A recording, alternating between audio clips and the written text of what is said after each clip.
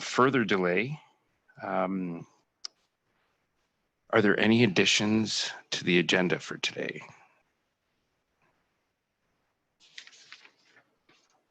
Okay, without having heard any, I would like to have an approval for today's agenda. Councillor Kelleher, MP. All in favor? None opposed? That's carried.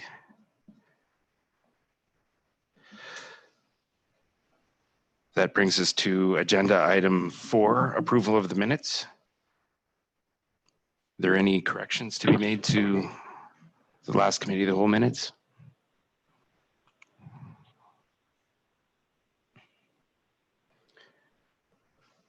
All right. I kind of skipped ahead, but I'd like to welcome everybody that is able to log in online, if there's anyone out there, and for those that will be speaking us today. All right, if there's no corrections to be made for the minutes of September 15th, 2020, may I have approval of the minutes? Motion. Councillor McGrath, all in favor? Okay, all in favor, that's carried. Agenda item 5, is there any business arising from the minutes?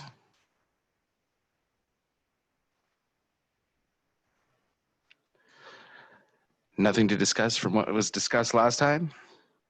Okay, so that brings us to agenda item 6, presentations. We've got item 6.1, EPCOR, the 2020 update review. Who would like to speak to that?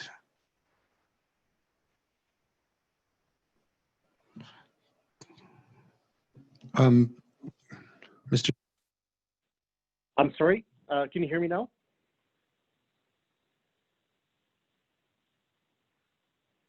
Am I coming through okay? We have Kevin and Marco here from EPCOR, is that right? Is that you, Kevin? You're coming through good, yeah. Okay, yeah, great, thank you. Sorry about that. I called in on my phone and it was bouncing me back a couple of times, so I just wanted to confirm. Good afternoon, Your Worship and Council. My name is Kevin Visser. I'm the Senior Manager for Regional Operations with EPCOR. With me presenting today is Marco Bratt. He's the Site Manager for the Jasper operation. On behalf of EPCOR, I would like to thank you for the opportunity to present to you this afternoon. As you know, EPCOR was given the opportunity to operate the wastewater treatment plant in late January of this year with a mandate to stabilize operations and establish confidence in the short-term and long-term reliability of your facility. Today, we wanted to provide you with a summary of some of the great work that we've been doing thus far and answer any questions that you have about the past months of operations and then leading into the future operations. I wanted to go to page 2, reviewing the agenda. Marco Bratt is going to be speaking to the operations, so the staffing, our safety performance, and our vacuum truck management. I will be speaking to the strategic initiatives, namely the biosolids strategy and the plant level recertification, and Marco will be wrapping up with the OPEX and CAPEX optimization with the asset management, condition assessment, and centrifuge optimization, and then we will be opening up for any questions that you might have. So with that, I will turn it over to Marco to speak to the operations. Just before you guys go, Kevin, this is Mark here. Since you guys are not sharing your screen, what we're going to do is put the agenda up on our side, so we'll scroll through it. So you just let us know what slide you'd like to be showing up on the screen. So we're just getting it loaded up right now. Sure. Yeah, so we'll be starting on page 3 on operations.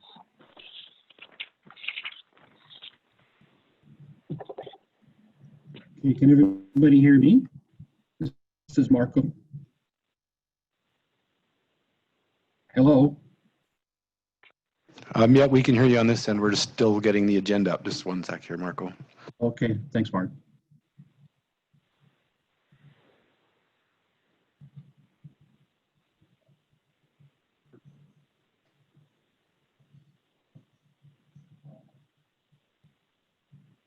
Okay, we are on the title page. Go ahead. And just let us know every time to change a slide, please. Certainly, we can do that. So we're on slide 3 now, operations, under staffing.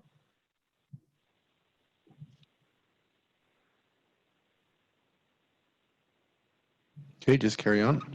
Sure. So under staffing complements, the municipality Jasper's wastewater treatment plan is actually classified as a level 4 wastewater treatment plant, which require a level 4 operator, which is the highest level of operators that are required. Most of the time you'll find these operators in large cities with large complex plants. So they are a little harder to find here. And Kevin will be speaking on this a little bit further on the classification of the plant. We as EPCOR here have access to 106 different operators. Most of them are within the provinces of Alberta. We are in other different provinces and also in the US. And for specialized wastewater maintenance support, we have in excess of 353 staff there. We did second 2 of the previous providers operators. That was Rick and Tyler, and Rick's a level 2 operator, and Tyler will be writing his exam on October 2nd, so it'd be nice if he gets his certification level. Moving on to the COVID response. So EPCOR, once the, I guess the COVID came out, we really want, this is still the slide before. Once EPCOR was notified about the COVID, one of the first things we do is look at our stock and for ordering and supplies. A lot of times you'll find that bulk chemicals or bulk deliveries can be on hold because of the pandemic. So we made sure that we've ordered everything in place, and same thing with stock for safety supplies and PPE, personal protective equipment for the operators. The other thing we did, and we do at all of our locations, is we develop a business continuity plan. This is basically for any type of pandemic or suddenly loss of resources. Now resources can be staff, equipment, chemicals, contract services, and things like that. So we made sure that we had a backup plan in place, working together with other locations within EPCOR to have that support in case our staff was hit with COVID. Next slide, please.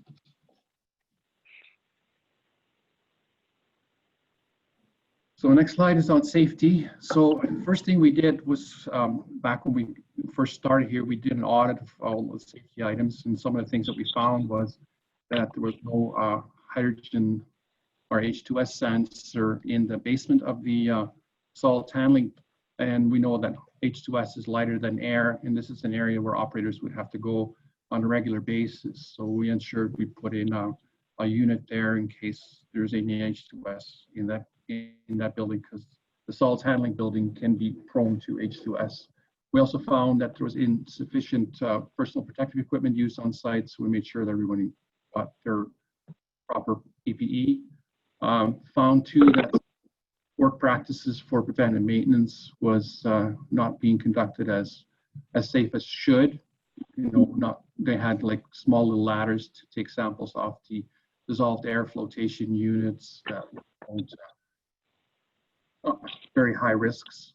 Same thing too with requirement to improve the LOTO. That's the lockout tagout system. We've got lock boxes in place now and a better documentation of the system. LOTO was being conducted, but just not as robust. We found too that the smoke detectors and fire detection equipment within the admin building had not been inspected, and they were all faulted out, so we had to replace those. One thing we did with the noise, our hygienist, basically we did noise testing assessment within the plant in all different areas. We found where we need to wear hearing protection or double hearing protection, especially in the blower buildings. And another finding was the overhead doors, the safety stops. These are the ones that you have the beam on the bottom of the door. When you walk across it, the door's going down, that it would actually automatically go up. They're not active at all. So we're getting those fixed. And lastly, also to include is improper lighting in the blow rooms. We changed those out to LEDs, so it's much safer and easier to work in the environment. So as far as an outcome, we corrected all the safety items above. The overhead doors is the one that we're working on this coming week. And next steps, we'd like to do H2S assessment of the facilities as well as fall protection, where the requirements are within the buildings, where fall protection is required, and also confined space survey. And then, of course, make the recommendations for all those above. Next slide, please.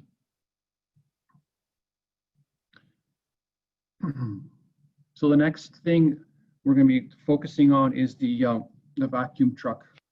Oh, actually, yeah, that one. So there's two things that's currently happening at the plant that are high impact to the plant, the process of the plant. One is this vac truck management, the receiving of vac trucks from the parks and from different areas within the park area. And secondly is the rainwater events. We've seen with rainwater events that we can get up to 25% more flow coming into the plant, which impacts the plant and pushes a surge through the whole plant. But the focus for this meeting today would be the vacuum truck management system. What we noticed, what we had in the past was recurring plant upsets. Basically, there was no control of the system. The vac truck operators were able to come 24/7 to the plant to discharge their sewer, and some of the sewer is black, which comes from porta potties and different places like lagoons from different areas, and then the gray water is like your regular wastewater. So the black was a concern to us because sometimes this was actually mixed with the gray water and affects the plant quite highly. So we reviewed the historical trends, and we also checked the plant design specifications on what the plant's actually designed for to take for these vac trucks. And then we consulted with the sewage haulers and also Parks Canada. And then we implemented a testing program to look at what the impacts are, how can we mitigate these impacts so that we do not have the risk of a compliance issue. And what we ended up doing was now everything is scheduled. The guys, the vac truck unloader, they basically call ahead of time. We schedule them in, because sometimes when we get a black load, we can find that takes at least 6 hours to process with operations. And in the past, our operators would come in the morning, we'd find that our sludge tank is full with black waste, and we're caught basically having to try and catch up for the rest of the week. So having this schedule in place helped a lot. We have better biological and also balancing of the plant and a lot less toxic shock potentials. And we reduced a significant amount of overtime due to that. And of course, the potential for an environmental violation is minimized. Our next step will be to eliminate the salt handling bottleneck. It is the bottleneck of the whole plant process. It's what slows the plant down the most. So we're looking to accommodate that with the upgrades to increase the centrifuge size so that it can handle more flow. Next slide, please. And this will be for Kevin.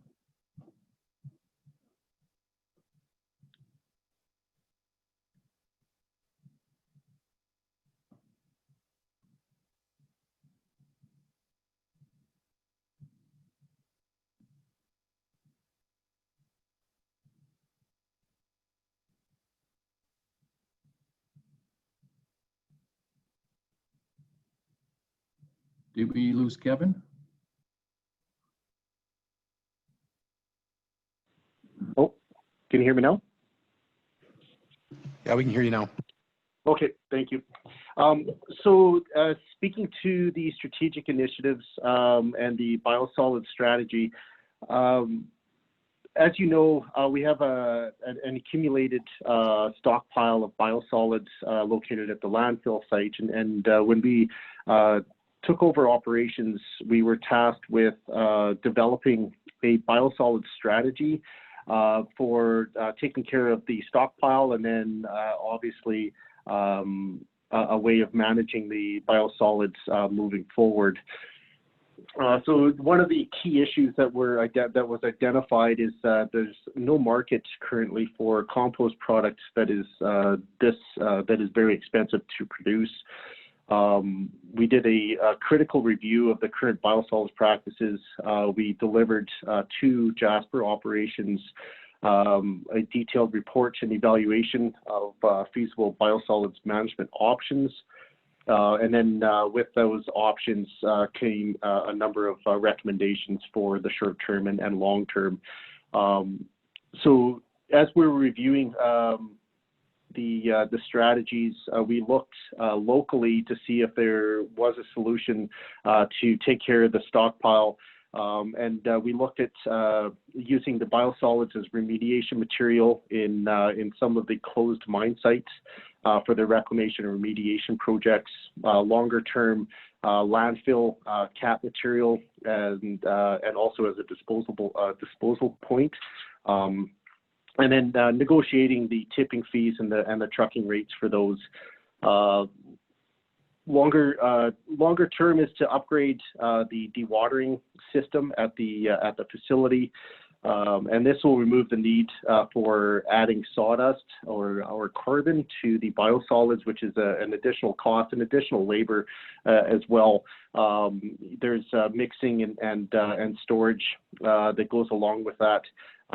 So the initiative is pointing towards increasing the dewatering efficiency at the facility, which is currently sitting around 13%.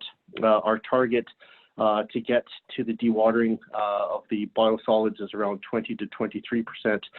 So there is going to be some longer term strategies that we'll get into a little bit further on into the presentation here. But in the end, what we're aiming for is to do away with the sawdust or adding of carbon and decreasing the volume of the biosolids, which is going to decrease the cost of trucking and tipping fees, and then ideally doing away with the stockpiling of the biosolids at the landfill as well. Another strategic initiative that we were looking at, and I noticed in your September 8th meeting that this item was also addressed in council, is the reclassification of the wastewater treatment facility. So currently it's a level 4 wastewater treatment. The issue here is as Marco had, oh sorry, next slide. The issue here is, as Marco had alluded to, is level 4 operators. There's not that many in the province. Actually, in Western Canada and all of Canada for that matter, we actually have a shortage of water and wastewater operators as it is, and achieving a level 4 certification in any of the water and wastewater disciplines is a huge undertaking, and it's very hard to achieve. So there just aren't that many operators out there, and being able to find and retain, as you can imagine, these operators are very sought after. And everybody is recruiting them. So the solution that we identified is to approach Alberta Environment and attempt to reclassify the wastewater treatment plant to a Class 3. So we had our project management and capital group in Calgary review every unit process that is in the facility, benchmark those processes against other utilities in Alberta. We developed a detailed technical review, and then we developed a recommendation letter and sent that to the regulator, where we updated the scoring matrix on what we felt was appropriate for the wastewater facility in Jasper. And so we have delivered that to Alberta Environment. We're trying to set up a date where we can actually meet with the regulators and then renegotiate the plant's classification. So at the end of the day, if successful, it's going to make this facility a lot easier to staff, and it's going to make it, I guess, a lot more consistent with regards to operations and less and decrease the risk of staffing and labor challenges. With that, I will turn it over to Marco, and the next slide will be the OPEX CAPEX optimization.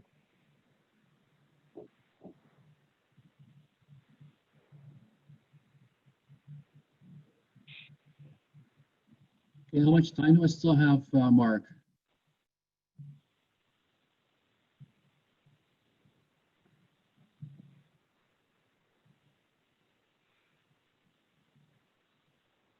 You're on, Councillor, Mark. Yep, go Oh, ahead. Council says just go ahead and whatever it takes. Okay, thank you.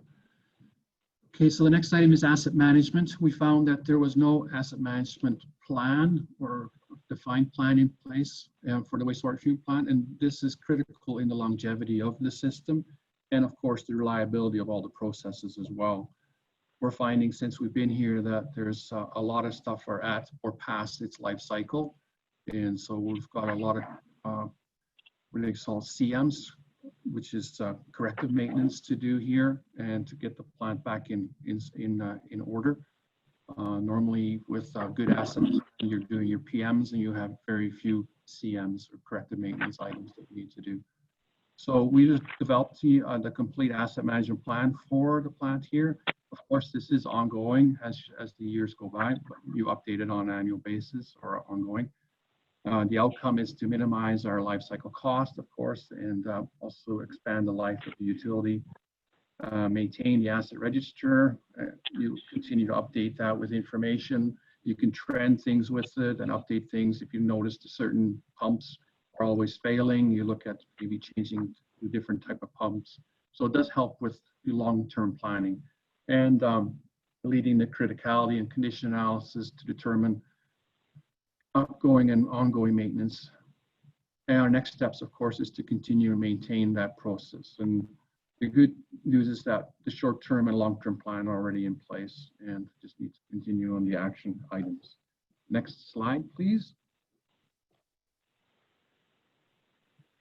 The next slide basically is a whole laundry list, I guess, of things that since we've been here that we've done and completed and changed, made some positive changes here. The first week we were here, we completed a lab audit and found that there is a number of equipment that has this end life cycle too. And we're on target for getting a number of those changed out. The other items is the UV system. That's basically your last line of defense going into where your wastewater treated effluent goes into the river. We found that only 37% of the bulbs were operating. So we spent some time and reversed that number to about 73%. Also, the UV intensity was not hooked up. The units are there, but it's not hooked up, and it's not currently an approval requirement, but it will be when the approval will be updated again. So we want to prepare that, make sure it's all working prior to the updates with the approvals. Also found that because a lot of the equipment is outside, they are exposed to the weather and UV from the sun. So we're finding that was hard to read any faceplates on instrumentation. You can't really read them anymore. So we're looking at changing some of those out so programming can be done properly. Notice too that repairs in the past were done by non-certified trades. So there were some challenges with that, but we're correcting that. The compost auger, when it was originally installed, was out of alignment from day one. So there's some major damage within the auger. Inside the auger, there's a liner, and that liner, most of that is missing, and it's rubbing into the stainless steel housing now. So with part of the upgrades, we'll be addressing that for sure. The primary clarifier was shut down last year for some repairs. There was defects with that, and we have to basically replace the reason why it was shut down last year, and that will be done in the middle of October. We're looking at shutting that down and putting a new scum scraper in, that stainless steel to match up with the rest that's inside. Also, the SCADA system, that has not been updated since 2012. So it's not supported at all. If this SCADA system, which operates the whole plant, it's basically the heart of the whole plant. If it fails, there'll be a major problem here. So we're looking at getting that upgraded and also getting a backup SCADA system in place, which we have at all of our other locations. HVAC we found was no maintenance done, so we're getting that going. The other part is that airflow balancing. This is the balancing of the plants. So there is sections within the process equipment where we have H2S pockets, because there is no proper airflow balancing. And this actually works with a couple down that says odor scrubber dampeners missing. Part of the reason is because these dampeners are not in place. The dampeners need to be there so you can balance the whole system. So currently the primary clarifier is not, there's no vacuum on that. So it's actually venting odors out of the primary because these dampeners are not in place. So we're working on getting the dampeners placed and then balancing the vacuum so that we actually get a vacuum underneath the line. I mean they're called the roof of the primary clarifier. Also, the next item is the MCC electrical panels. They're full of dust and they're creating a major dust or fire hazard. And basically the DAF, there's some repairs that needs to be done on that, and the chemical lines, and also the critical spares. We have inadequate amount of critical spares on site. Working with them on getting some of those in place. Next slide, please.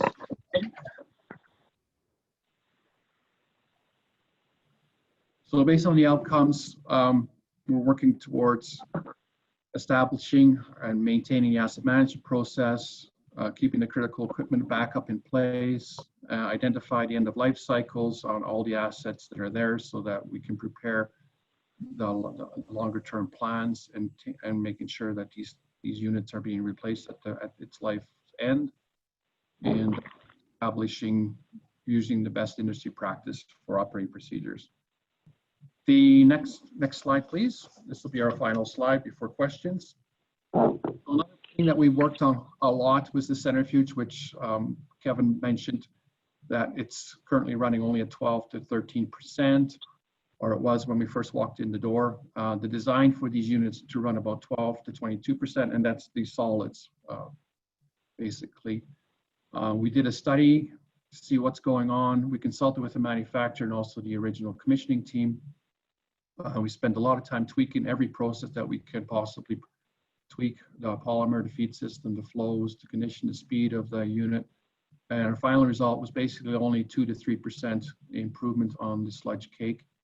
It's basically just due to the age of the unit. I think it's 20 years old. It's just the life cycles. It's already past its life cycle.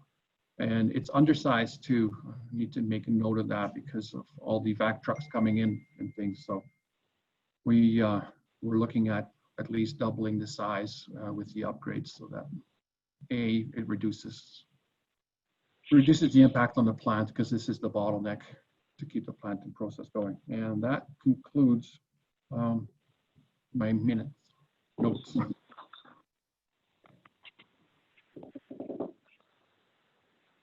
Is there any questions? Thank you for the presentation, gentlemen. Does anyone have any questions for the presenters today?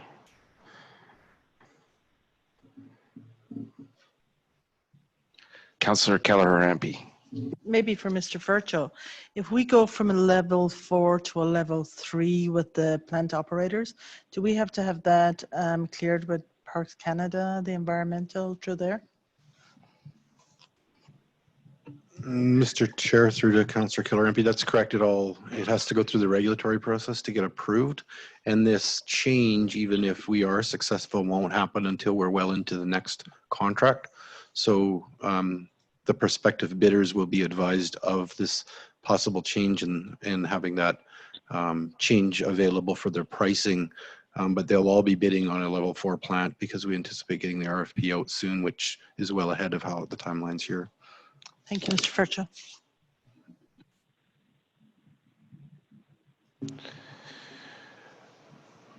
Again, maybe, oh, sorry, go ahead, Mr. Mayor.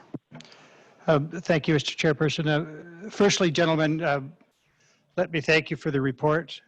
It appears to me, having read the deck and listened to the presentation, that EPCOR was retained probably not a moment too soon.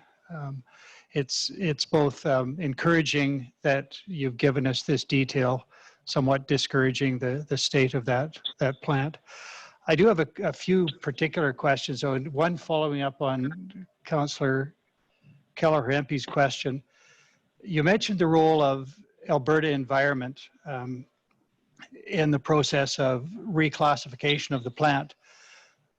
My recollection when we undertook to build this plant as essentially the very first project of the new municipality about 20 years ago, we were required to meet in all cases the more stringent standard if there was a difference between provincial and federal standards. And so there's a role for federal oversight as well. And is that part of the reclassification process? So it does get a little complicated when you start talking with federal and provincial jurisdictions, where a facility exists on what is classified as federal land. So that would be like the Department of Defense, national parks, things of that nature. They will take the most stringent of regulations and requirements. That is correct. But because this facility was licensed by Alberta Environment and it was classified by Alberta Environment, there is an opportunity to go through and use the Alberta Environment's rating and scoring system to reclassify the facility and go from a level 4 to a level 3 if we are successful in our defense of that classification. All right, and assuming that you convince the province for that reclassification, there wouldn't be an issue with meeting a different federal standard. That's correct. It's a lot of the federal standards. They boil down to your effluent and your plant efficiency. What we're doing here is it's not really going to change the quality of effluent that we're going to have that is entering into the river in the outflow. It's more coming up with a reclassified grading on the actual processes that are in the facility. Thank you, Mr. Chair. If you allow, I have a couple of other questions. Some more specific questions for you, gentlemen, and I can't remember whose part of the presentation any of these were in, so I leave it to you to answer. There was a question or comment about the solids handling bottleneck, which is going to be resolved, hopefully. Is that a structural bottleneck, or is that just an operational handling bottleneck? I can handle that one. That's an operational handling bottleneck, not exactly structural. All right, so no capital costs required to fix that it'll be scheduling and things of that nature? Well, there would be the capital of increasing the unit size, but I believe that it would still be able to fit within the existing footprint of the plant. Okay. Another question that arose, there was discussion of the 37% efficiency of the UV as part of the bacterial content removal, as I recall. And now you've reversed that to 73, which is excellent. Thank you for that. My question, however, is that type of element in the plant and other elements as well, are they subject to external inspection, or is that all based on self-reporting? Most of that is based on self-reporting. We do hire expert contractors to inspect. That's what we did with the UV system. We hired the contractor that actually installed the system to do an assessment on that and found a lot of items that were lacking. And then we seconded to get that all repaired. Now this unit, again, it's also sitting out in the elements. There's no structure over it. So the elements are really kicking at it hard. And it is, again, 20 years old. So a lot of the components are quite old, and a lot of the electrical wiring is really brittle, and just because, again, the UV on the system. So the requirement definitely for an upgrade on that UV system is a need. need. All right, thank you. And the last question I had for you, again, perhaps more detail than might be necessary, but you spoke about the centrifuge. And when I read the material there, is it fair to say that it is running at just slightly over 50% of design capacity? It just seems very odd to me that anything is designed to run at 20%. That's an odd way to word things, it seems to me, and it's running at 12 to 13%. But if it's only designed to run at 22%, then it's slightly over 50% efficient, which is certainly more comforting than something running at 13%. I can take that one, Marco, if you like. So the percentages there is the percent of water content in the actual biosolids cake. Now, I think that a portion of that is because you do add sawdust to the biosolids that is going through there now. So the water is basically being displaced by the carbon that you're adding to the biosolids. Now, as far as the design, I think that when the initial centrifuge was chosen, I think that the amount of vac truck septage hauling and I&I, 20 years ago when the plant was initially commissioned, it was probably able to keep up with the load. But I think that the centrifuges has become undersized for the amount of material and I guess the type of effluent that is now going through the facility. So again, it's when you're approaching end of life, we're trying to stretch these things out. When we did that 3-week test, we were able to optimize operations and get it up to where it was supposed to be for a very short period. I mean, it wasn't practical to think that we would be able to maintain that level of efficiency, but we wanted just to see, I guess, if we could, be able to replicate the initial design of what was going through there. We were able to find some efficiencies and fix some critical parts to extend that life. But the initial, it wasn't designed for what is going through the facility, I guess, is the short answer. All right, thank you. That was a sufficient answer to my question. I think at least that I get it. Thank you very much.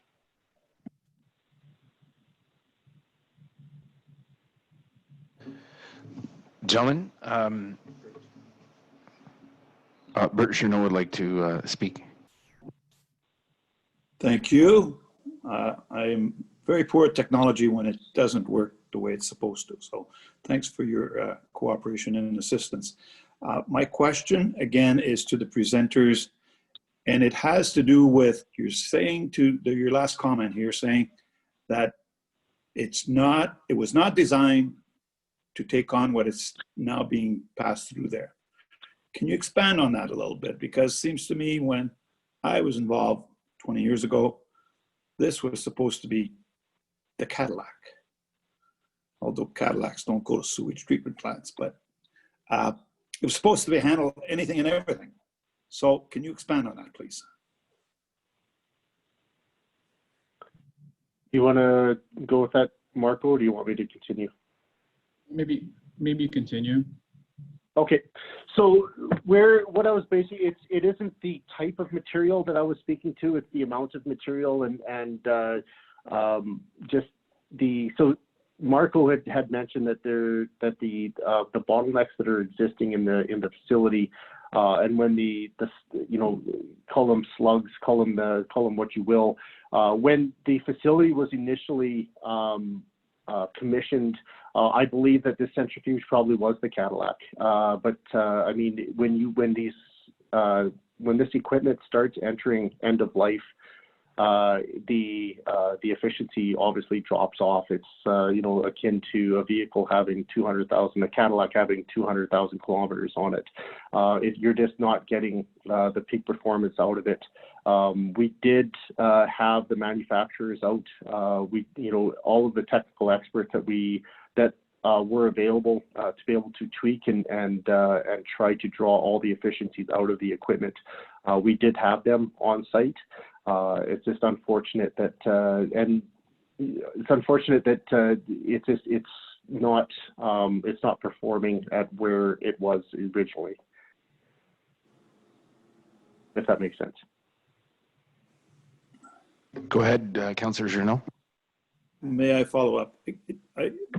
My concern is that we're getting material going through there that was not originally in the plan.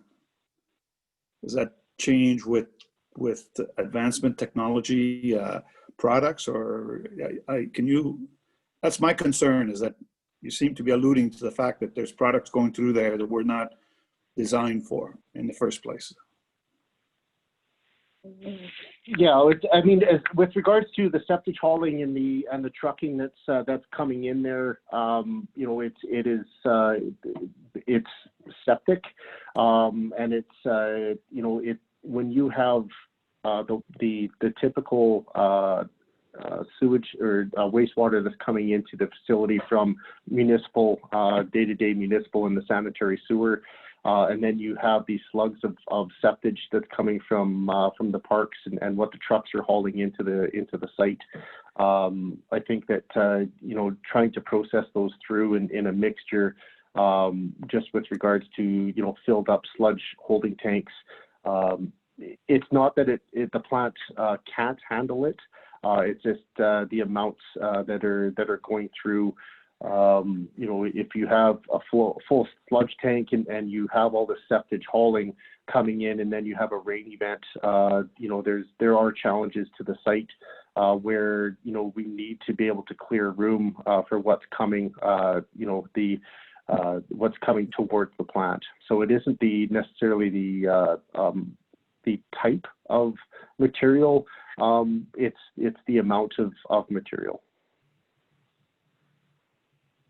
Thank you. Okay, so having said that, with my questions, gentlemen, I would like to go down the road and think about,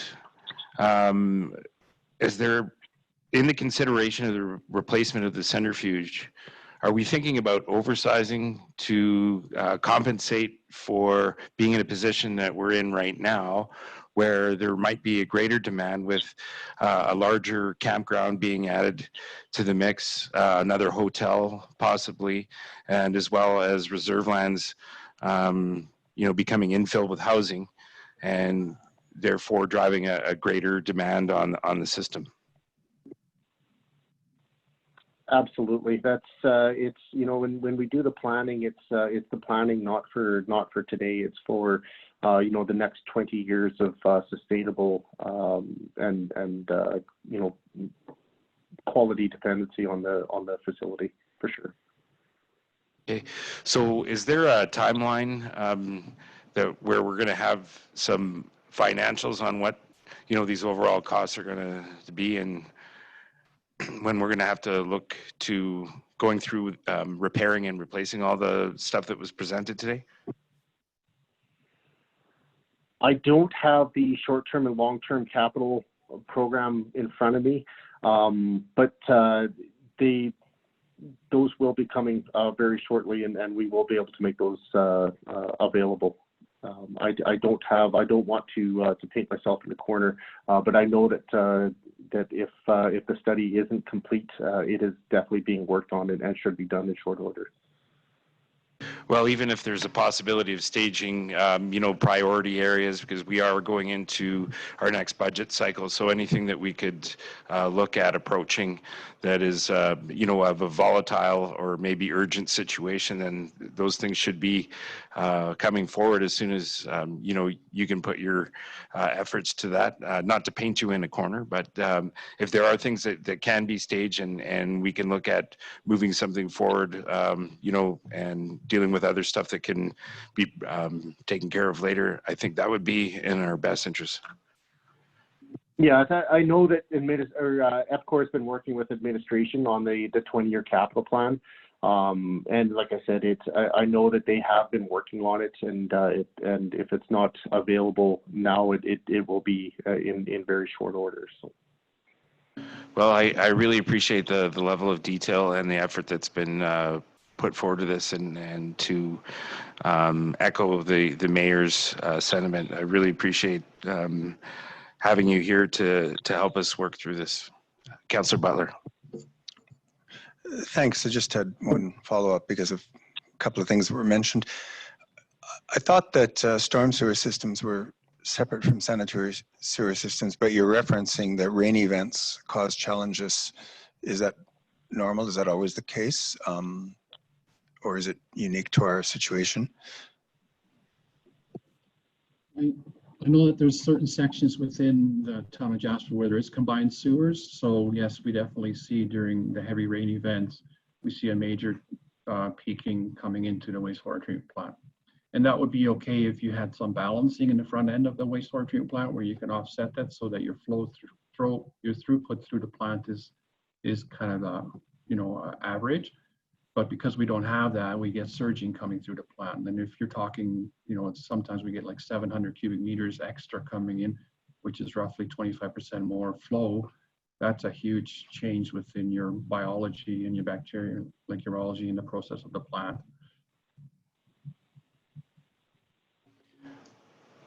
Mr. Virchow. Maybe just further to what you guys are saying, some of that is upstream of your plant, and that is in the town of Jasper. Cross connections are a typical problem in municipalities where you have storm, which should be a storm connection, put into sewer. So it could be from a development, from either commercial or residential properties where they simply choose to connect what would otherwise be a storm type of a water system around the home or from the downspouts, and they'll put that into the sewer system. And unless somebody goes around and finds all these things and makes them correct them, which we are actively doing throughout the municipality, we found some fairly oversized cross connections, and we are, as the utilities part of the organization, working on fixing those. But it is common in every municipality to have cross connections and spikes from rainstorm events, some more significant than others, but it's ongoing everywhere. Interesting. Thank you.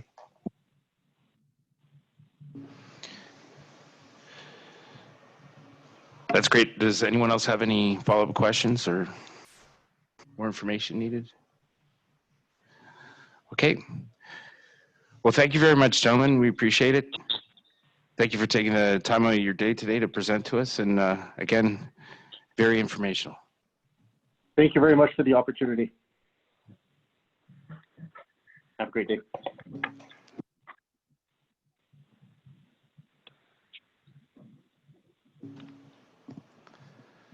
All right. Very informative news. We are now at agenda item 7, policy and governance. 7.1, public health update and concerns. And this is for council discussion. I know that some conversation has come up on the purpose of masks in the downtown core outdoors recently with the visitation concentration dropping.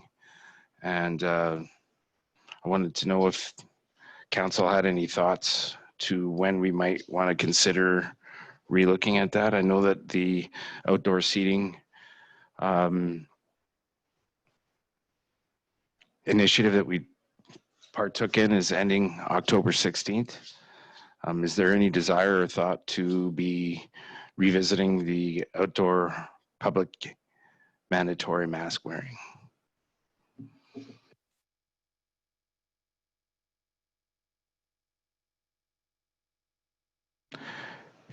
Councillor McGrath. Thank you, Councillor Demota. I believe this is a conversation that we should be having as the seasons change and as we transition into fall and winter. I do have some interest in revisiting this, particularly when social distancing can be met. should you still be required to wear a mask on a sidewalk when you're the only one on the sidewalk in the slower season? I'm not saying that you shouldn't. I'm just saying that I'm happy to have this discussion and to have it on the table at this point in time, being the end of September, as we should consider it and how we move forward. There, has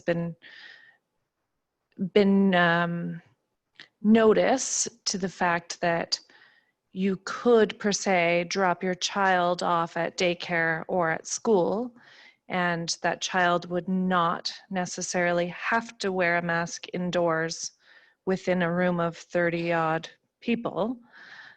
But if you drop them off and then head downtown and you're walking down Patricia Street or Connaught, and you might not be around anyone and you are outdoors, you're still mandated to don a face covering. So I don't necessarily have an opinion today, but I do think that there's value in having this conversation at this table, and it's timely to start it. Thank you. Yeah, and I appreciate, that level of thinking. And, I think initially some of the idea about wearing masks downtown outside on the sidewalks in public was to help protect the community from visitors. And, we can't really control what people may or may not be bringing in from outside our community. And I believe that, the school thing might be different because that's mostly residents, if not all. Councillor Jeannot, you have your hand up. Yes, thank you, Mr. Chair. My concern is we're past our peak season, so it's not so much of a concern for Jasper, but it's a concern in the surroundings and the rest of Canada. And the concern is, it looks like we're going to have to enforce more. Voluntary compliance has worked very well for us in Jasper, by the way, this summer, but it seems to be pushed back a lot, certainly in Calgary. I've been listening to CBC Calgary about these poor restaurants that are having a hard time with these people that basically go from one restaurant to the other without not refusing to wear a mask and giving the staff a hard time. And of course, they're trying to get some help in enforcement, because clearly these guys are not within. Now, the city of Calgary has indicated they're going to hire 7 more bylaw officers.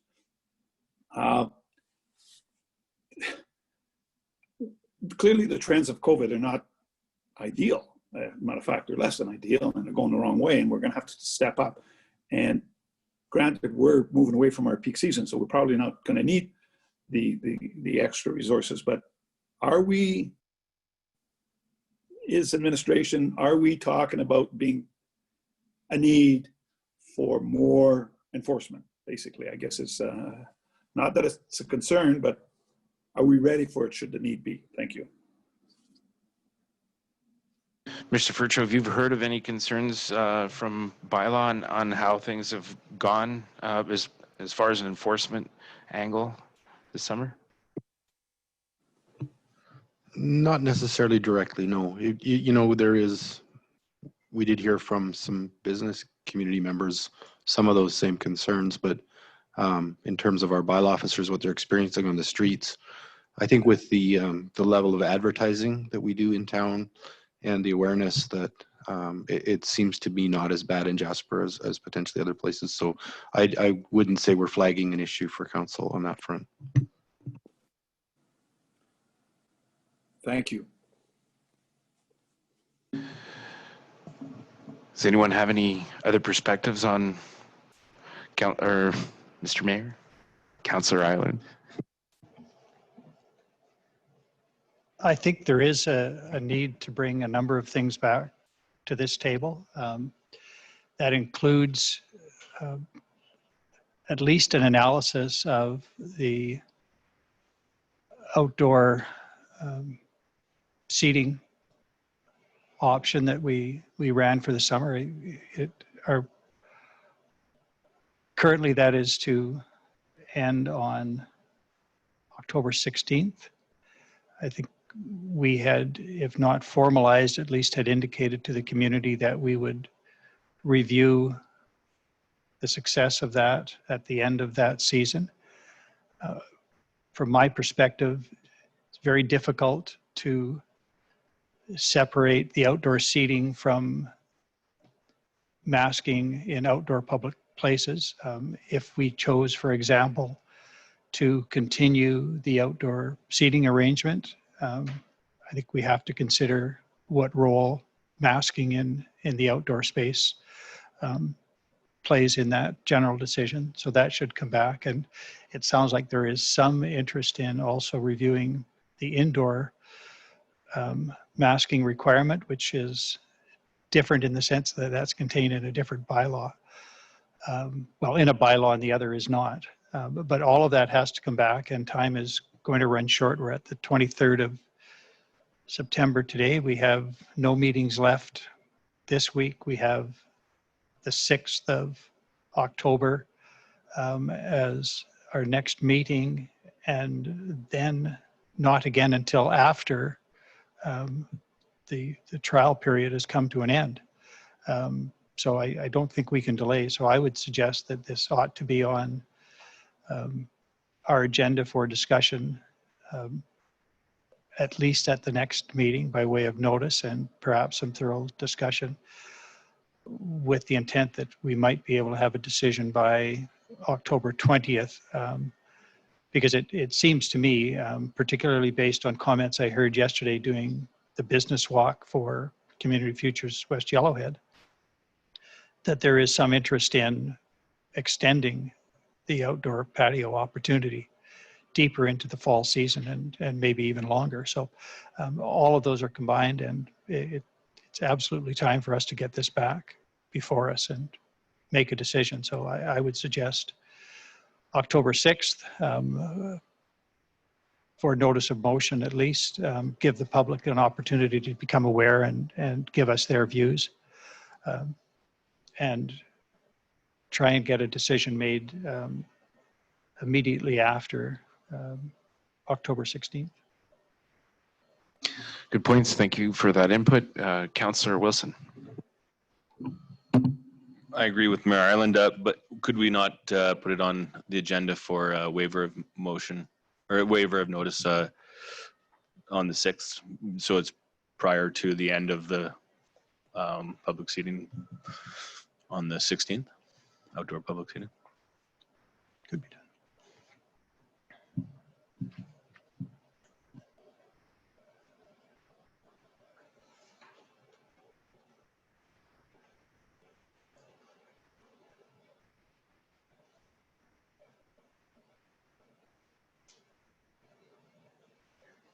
I can't see why not. If that's what the desire of council is, we've done it with many things before. Councillor Butler. Only that I don't know what we would be putting for waiver. Waiver applies to a motion. We don't know what the motion is. I haven't really chimed in because I think I agree with the suggestion that we should bring this forward for a conversation. But I'm reticent about making changes where I've heard nothing to suggest that there's, I'm talking about masking, that there's a problem needing to be fixed here. I don't think we have heard, not inviting to hear it, but I don't think we've really heard that we have, particularly with respect to indoor masking, really seen any problems.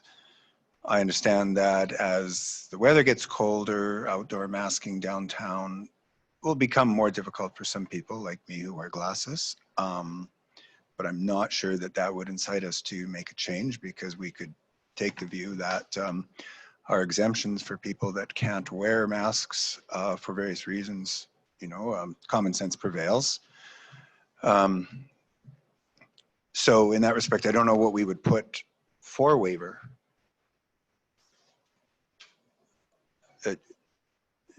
Sorry, I don't. No, that's a good point. No, to respond to that, I agree with you wholly on masking. I was speaking more towards extending patio seating into the fall, because that does end on the 16th. And if we would like to, give the opportunity for local businesses to extend their patio seating, I think we let them go for it. Let's keep that one going, because it's been a success. And but like I said, I do agree with you on masking. There is really no detriment to extending outdoor masking.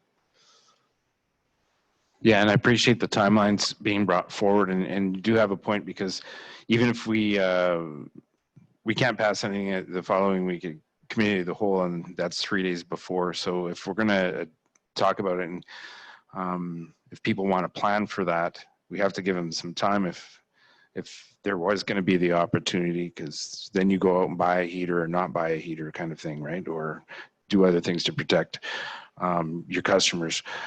Go ahead, Councillor McGrath.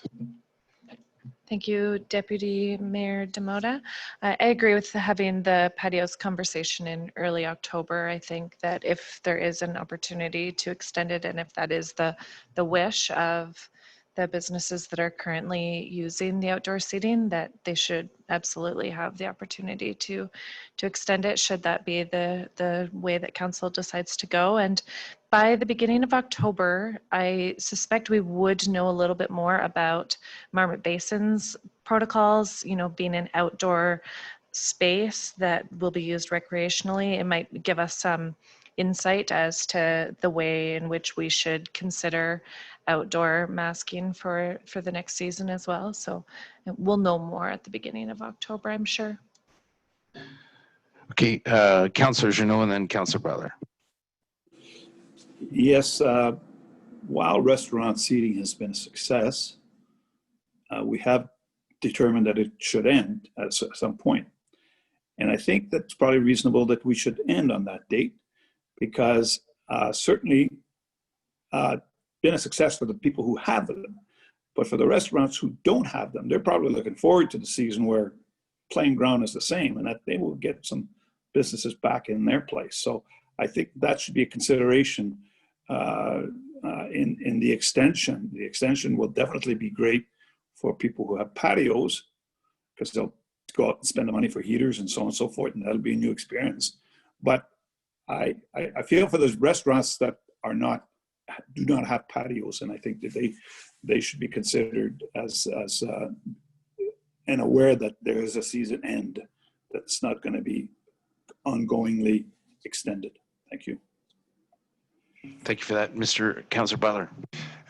Yeah, I was going to raise a similar point, and that is that I don't know that we know how successful it's been. I agree, there's no doubt that it's certainly been successful for many of those who have engaged, but we would have to hear broader community feedback. But to Councillor Wilson's point, the way we should probably do that is to make notice, and we could bring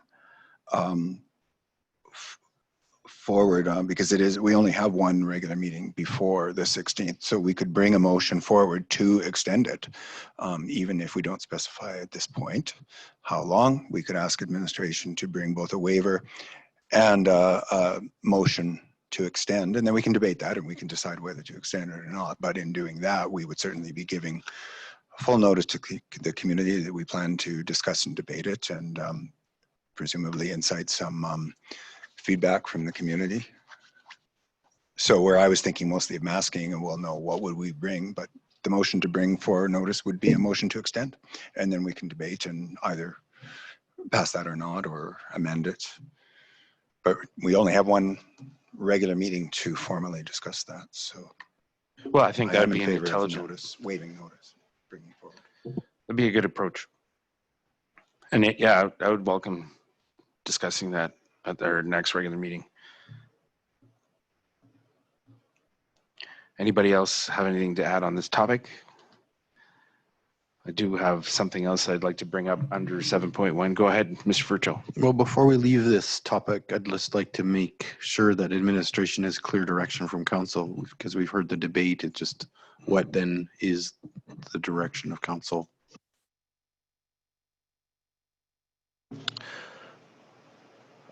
I don't know if we have full consensus. I was going to look for a nod of heads. Mr. Mayor? Well, let's state it and then nod heads or not. It seems to me that the tenor of the discussion is that for the October 6th meeting, there be notice of motion with respect to extending the period for outdoor seating. And in addition, there be a prepared request for waiver of notice of that particular motion, so that if council chooses, it can first debate waiver, and if it chooses to waive, then it can engage in the merits of the extension, with the potential that a resolution could be made on October 6th, so in advance of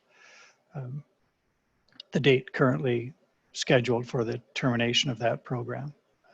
That's what I understood here, and I think everybody agrees, and I am certainly in favor of that. We started with masking, and from my personal perspective, I do not want to engage in any discussion about masking in outdoor public places until we resolve the issue of outdoor seating, because to me it's a very relevant consideration. So we can deal with that one by way of a clear notice of motion with waiver, and we can debate the waiver first, and only if we choose to give waiver will we get into the question of actually extending the program.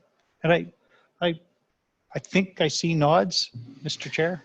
Yeah, I was going to say thank you for assisting me in that, and I'm hoping that that's good. So for October 6th, we're going to have a notice of motion and then a motion to extend the patio season. Okay, thank you, Mr. Chair. That was the clarity I was looking for. It wasn't clear on the masking side, so we will not include an aspect of masking, but we will have the waiver and the possibility of the extension of the outdoor patios for October the 6th. Don't thank me. All right, so while we're on that topic, 7.1, a public health update and concerns. September 21 was our date for opening of some of our facilities, and just from the first couple of days, do you have any feedback on how that's been received and how admin's working through that, and our staff and are we being well received by the community? Mr. Chair, what I can tell you so far is that it has been a lot of work for staff to deal with a lot of things that are different and new, and a lot of questions. And so we are limiting some of what we can and can't do just because we're simply running out of resources. But other than that, I haven't heard any major concerns, just capacity of the existing staff, being that a lot of stuff is different. So it's taking more work. All right, and I'm not sure if there's going to be if we're going to have an update at our next regular meeting, but whatever's available, I think it'd be good to get an update, because I think we talked about an earlier opening and there were discussions about later openings, and if we need to review, what our capacity is to facilitate the new normal, so to speak, then we should be addressing those sooner than later anyway.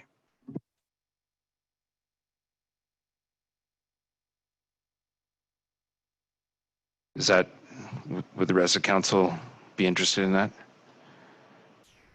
Okay.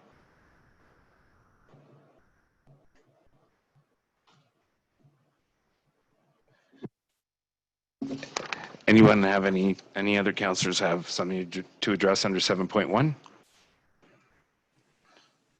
Councillor Butler?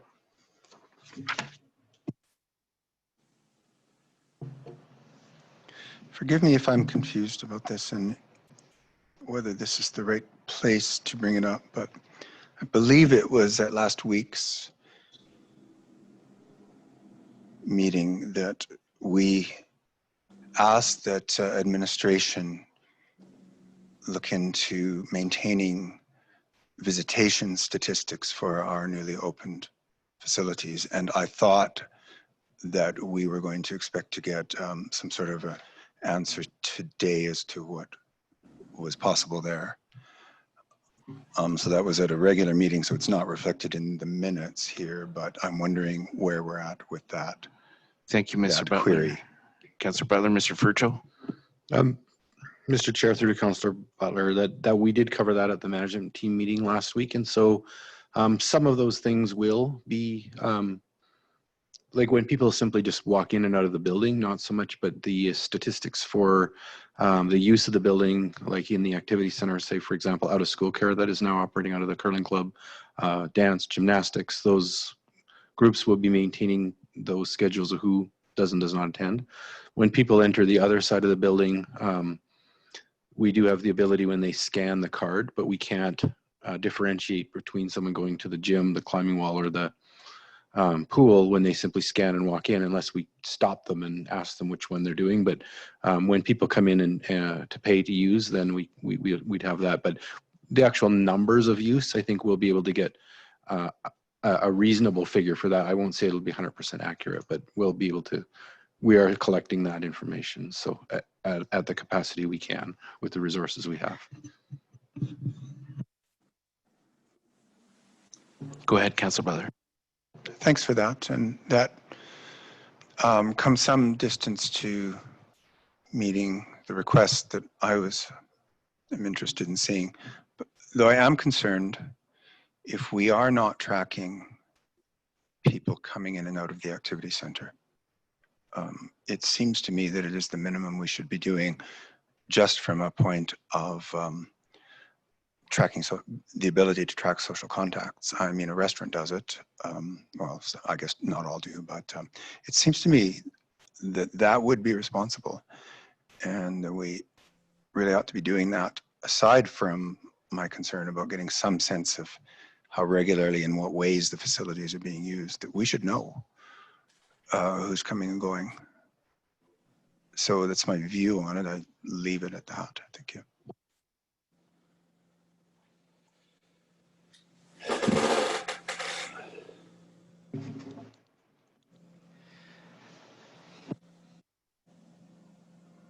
Councillor Keller, MP. Mr. Furcho, would it be possible like to leave a clipboard so that, you know, if you're going into the pool, or that you leave your name and number like we do everywhere else? Like, I thought that was mandatory, but maybe I was wrong. It's not mandatory. But if there was like a tick that you're going to the pool, you're going to the gym, you're going to the climbing wall, would that be a lot extra?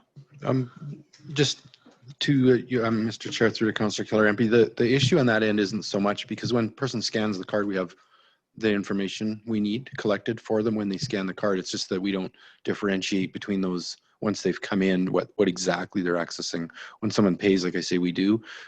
More of the concern is on the other side of the building, where we have the building open. We don't have anybody on either door. So if some, like, you know, younger people are coming and going from the building, we don't really, you know, they're just simply walking in the doors. We don't have anybody at the doors. You know, like this morning we had a funeral, so we'd have access to that guest list.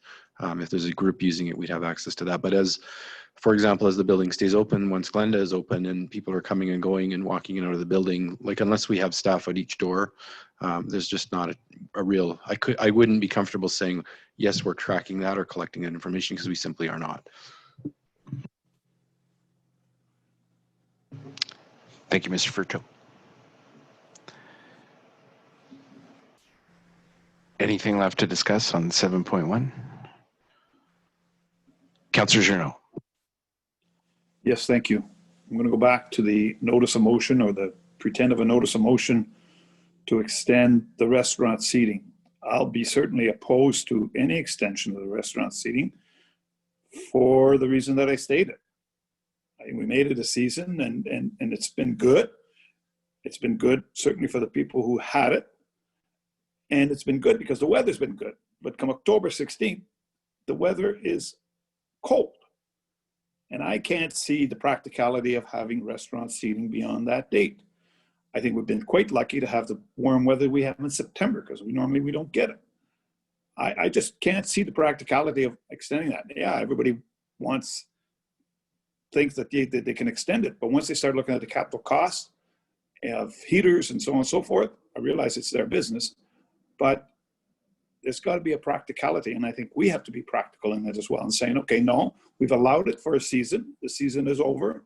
Let's move on, and then allow the other restaurants that have not been able to participate to be in the restaurant business that they're probably waiting for. So I know it's not a place to debate, but October 16th will come soon, and that's my point. Thank you. Well, I let you continue because even though that we've cut that discussion off and moved on, you've let me talk on several occasions past your cutoff time. So I'm hoping that you'll be here on October 6th to help us debate that. Are you back, sir?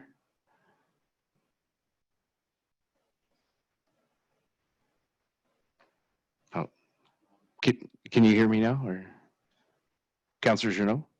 Yeah. Okay, I got that. That was a thumbs up. I was unmuted. Yeah, I'll be supporting. I'll be participating in this Zoom meeting for sure, if not in person. Yeah, I'll be here to debate then. Look forward to seeing you. Okay, thank you for that. Back to 7.1. Does anybody have any other things to bring up under the public health update? Councillor Butler? Just come back to the question of tracking visitation and use. For now, I'm just going to say that I find the answer to be inadequate. We'll consider whether we need to make a specific request of administration. I think attendees at the activity center can and should be tracked, but it's committee. It's not a regular meeting. I'm willing to leave it for today, but simply registering that I find that I think the question was, could you and would you please? And the answer we received is, well, we're not. I'm not satisfied. Thank you. Okay. I'm not sure that, I think that we might have to have consensus from council on that one to move direction for administration. And although I do support your position, and I would like to support looking at something like that, maybe having this as a topic of discussion for the October 6th meeting, and under the, the follow-up on the facilities, like what that's going to cost, because I'm sure if we're going to assign staff duties and making sure people are in place that are interested, that's going to have some repercussions. So although I do appreciate and want to support an initiative like that, I think that there are other implications that we need to think about before moving forward on that one. Mr. Furcho. Mr. Chair, through to council, I guess just that to be clear that the pool side, the pool gym, climbing wall side, when someone comes in, we have a control point. You scan the card or pay, it's a control point. The rest of the activity center, there's groups that use it, but otherwise, unless we maintain the doors locked and only people are allowed in through some kind of a control point, the two doors are open. We have one person that works in the middle of the building. So to maintain a control point, to say that we have control of who comes and goes and records that without additional staffing or control point access controls, we can't do that. It's just that simple. If council would like that, we could look at that, but I just liken it to the downtown. We're in a restaurant where you have seating and some control of who comes and sits at a table through the booking, where you sign in, versus a retail store where you walk in, check out some clothes and walk out. You might just, like, unless we want to change our process that we have the tight controls, then we can come back with some costing of during the hours of operation, maintaining a control point would be take this kind of resources. So just so administration knows what exactly council would like, then we can look at that. Yeah, and that might mean having only one controlled entrance. If we're going to take everything into, extreme precautions that way, and if that's a desire, then, whatever we need to think about to help keep our facilities safe, the people working in the facilities and the people visiting the facilities. And, as much as I don't want to add to anyone's frustration in communication here, I'm not sure what to direct at this point, other than what might be the possibilities of controlling access into the activity center and monitoring use. So how do we go about that? By committee. Yeah, what I can, Counts. I can look into that with the staff side and just bring back some options around that. Okay. Is that great by, you good with that? Is that better than no? Well, thank you. I had said I'm satisfied to leave it. And if administration wants to respond with some further options, I'm certainly happy to see them. But Okay, I appreciate that. Collaboration. All right, now that we're done with 7.1, I'd like to move to 7.2, Council Strategic Priorities Update for the 2020 to 2022 business plan. Does anyone have any matters to discuss? Oh, I'm sorry. Is that still on 7.1 or is that for this? No, sorry, I raised my hands and then Mr. Furcho spoke, and as he spoke, it satisfied my need to leave it until October 6th. Thank you. If I do miss anyone, like feel free to speak up. It's not out of direct ignorance. It's just because I'm not looking at you directly. I apologize. Okay. Struggling to continue. 7.2. So does anybody have any strat plan discussion or initiatives that where we're at? Outstanding items? Mr. Furcho, do we know when we're going to be discussing the paid parking? Well, that's coming up on 8.3. Sorry, I just realized that was there, and that was part of that, so it's all tied in. Okay, so we don't need to discuss that there. It just clicked back in that we were discussing that today. I remember seeing that somewhere. Okay, done with 7.2.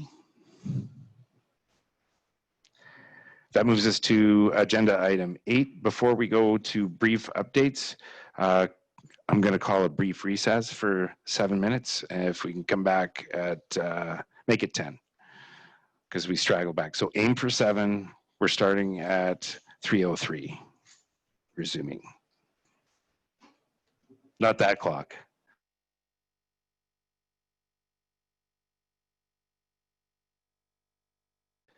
It is now just past 3:03. We're still in the 3:03 minute. I'd like to get to the next agenda item.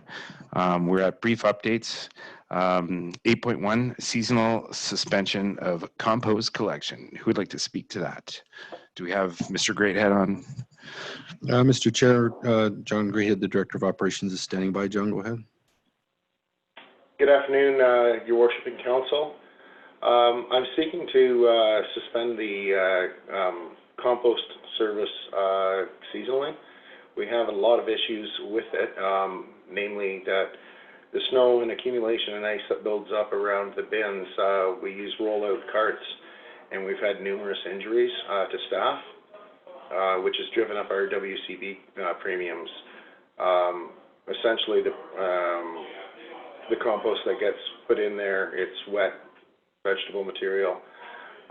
It freezes solid in the bins, it's heavy, and the program just doesn't work. It's not feasible to run during that time, but we still have an obligation if we have those bins out there to service them. So we were thinking that we could put on a quick informational campaign, something very simple like let people know and put stickers on top of the compost bins saying that the bins will be out of service the weekend after Thanksgiving, and we'll start removing them during the winter season. We'd make sure that we did the cleaning and upkeep on them, and they're serviceable, and then put them back out in the spring. It's just the nature of the material. We cannot deal with it, and so that's the request from administration today. Well, I appreciate that being brought forward. I often wondered when I was going out to those bins sometimes, particularly in the midwinter months, how staff was handling that. So I'm glad this is being brought forward. And I guess it's coming up for waiver of notice for the next regular meeting? Is that what was indicated? Okay. On the RFD, it's got numerous dates. I just wanted to get it in front of council as quickly as possible. It just happened that this landed on a committee of the whole meeting, today's date. But I do want to get it in front of council for discussion. And, you know, if I have to look for other options. Yeah, well, you said that ideally you'd like to end this right after Thanksgiving. So our meetings are falling short. Councillor McGrath, you'd like to speak? Well, thank you for bringing this forward, Mr. Greathead, and I recognize all of the hard work your staff has put into this over the years. I remember hearing various scenarios of all of the things you guys have tried over in operations, and when I attended the recycling conference last year, we spoke a lot about the different ideas that have been tried, and none of them seem to work to combat this issue that the municipality has. I'm curious, with other communities in mind that experience the deep freeze like we do, is there any other communities that do this? Is this common practice to hold the program for the winter months and resume composting in the spring and summer months? Or what other ideas are out there that other communities are using? There's a few obstacles in our way to be able to have a successful program. A lot of it is, you know, a community or municipality that would be doing curbside pickup where you're getting the load in while it's still warm and you can get it to your compost facility in a timely fashion, so it's not frozen solid and it doesn't show up as an iceberg. Right now, we do not see the process through from end to end. We pick up the bins sporadically because it's kind of based on volume and demand, so we don't go servicing these bins all the time, but we put it on kind of like a milk run and pick them up once a week, roughly. So the material that's in there is just frozen solid. So we're not picking the loads up in a timely manner. We're not seeing the process through from end to end. It gets dropped off. What we do gets dropped off at the waste transfer station, and that's handled by Parks Canada. So, you know, it's just not our process as a full flow through.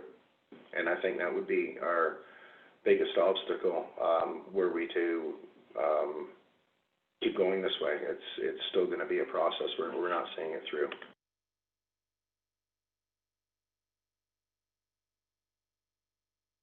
Again, we're not just talking about the bins in the residential area.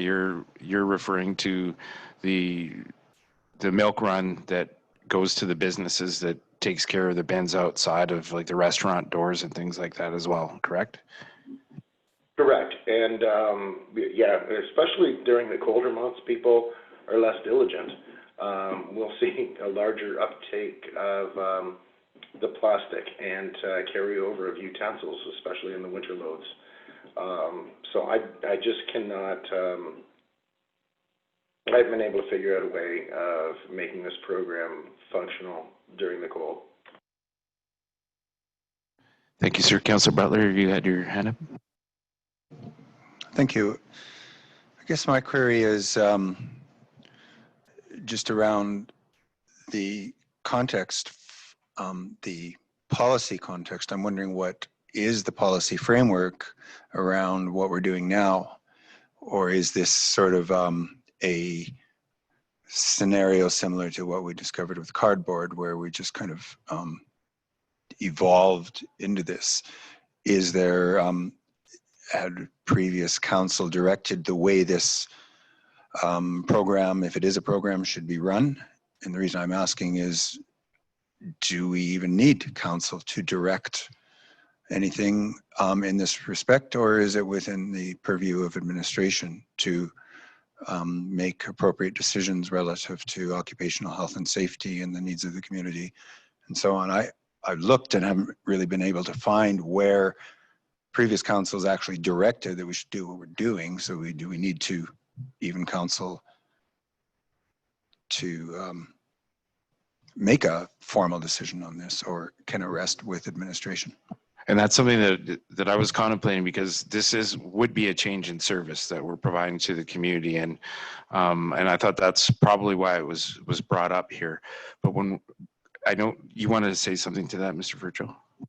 Mr. Chair, you're exactly correct. The reason for the request coming was I determined this to be a change in service levels, which is a council prerogative. Like, certainly everything Councillor Butler said is absolutely correct from the administration point of view. It is it's not the best program to run in the winter, due to the fact that it is costing the taxpayers a lot of money, and not just in the costs of the program, but also in the increase in injuries and our reflective WCB rate. And so we have flagged this as a need to change, but it is a change in service levels. So a conversation with council, and to what degree council then feels to empower administration to make the change based on those needs, that's fine. Or if council would like to formally make the change via resolution as a change in service levels, that's the way. But we thought we'd better bring it to council. Well, if we do need to change it by resolution, our time is limited for the desire of operations to get this going by October 15th, particularly with communication. And because there is an official, I'll get you, Councillor McGrath, because we can't do anything officially today. If we need to do anything official, that doesn't give us a lot of time to communicate either. So it would be nice if we had the power to make a decision today, and then get the communication out to the residents and businesses in a timely manner. But even if we have to do this by resolution and waive on October 6th, because that's the only regular meeting that we have before the 15th, unless you want to change the dates on that, and then have a little bit more leniency towards getting some communications out, that still will be rushed. Because if we make a motion that gets passed on the 6th, by the time we get any communication out before the weekend, then there's only a few other working days. I know it's probably not an extensive issue in the community, but it would be good to give the public a good enough notice to get this out if there's a change in the service.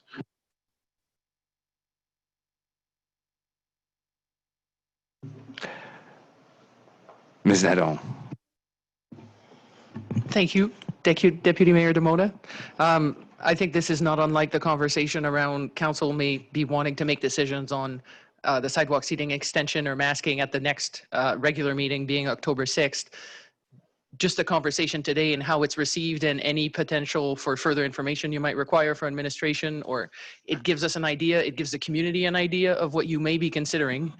I would suggest that the environment and the composting program may be a topic that has a high interest in the community, and people might have ideas or concerns, and I wouldn't be surprised if councillors hear from constituents between now and October 6th, and that might help you form your opinion or be better prepared to make a decision on the 6th. But of course, the tools are available to you. If you wanted to make a decision, then you could waive notice.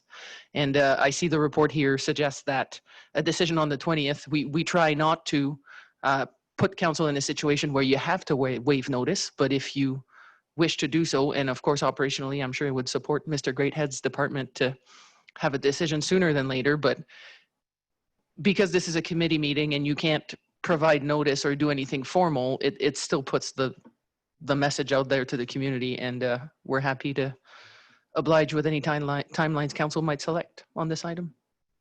Well, I'm okay with that. Councillor McGrath, sorry, I jumped over you there. That's okay. Thank you very much, Councillor Demota. Mr. Furcho, through to Mr. Greathead. Being that we don't see the full cycle through as the municipality of Jasper, and we hand off our product to another entity, and with the uncertainty of how that end product ends up and whether or not it's even a usable product is something I am unsure of as a councillor. I'm curious that if we decreased the program's length of time, if there could perhaps be more intention that goes into the program, where the people that are composting for very, very good reasons that are deep within their values. And if perhaps that compost is not being, in fact, used as compost, and if it's potentially contaminated with plastics and other things, I'm curious to see that if we were to shorten the season, could we perhaps create more intention with our program? Could we as the municipality perhaps see it through its cycle and turn it ourselves and contribute more to ensuring that the product at the end of this cycle is in fact usable and going into gardens of residents and being used in the way that the residents that have composted in the initial stages have intended it to be used?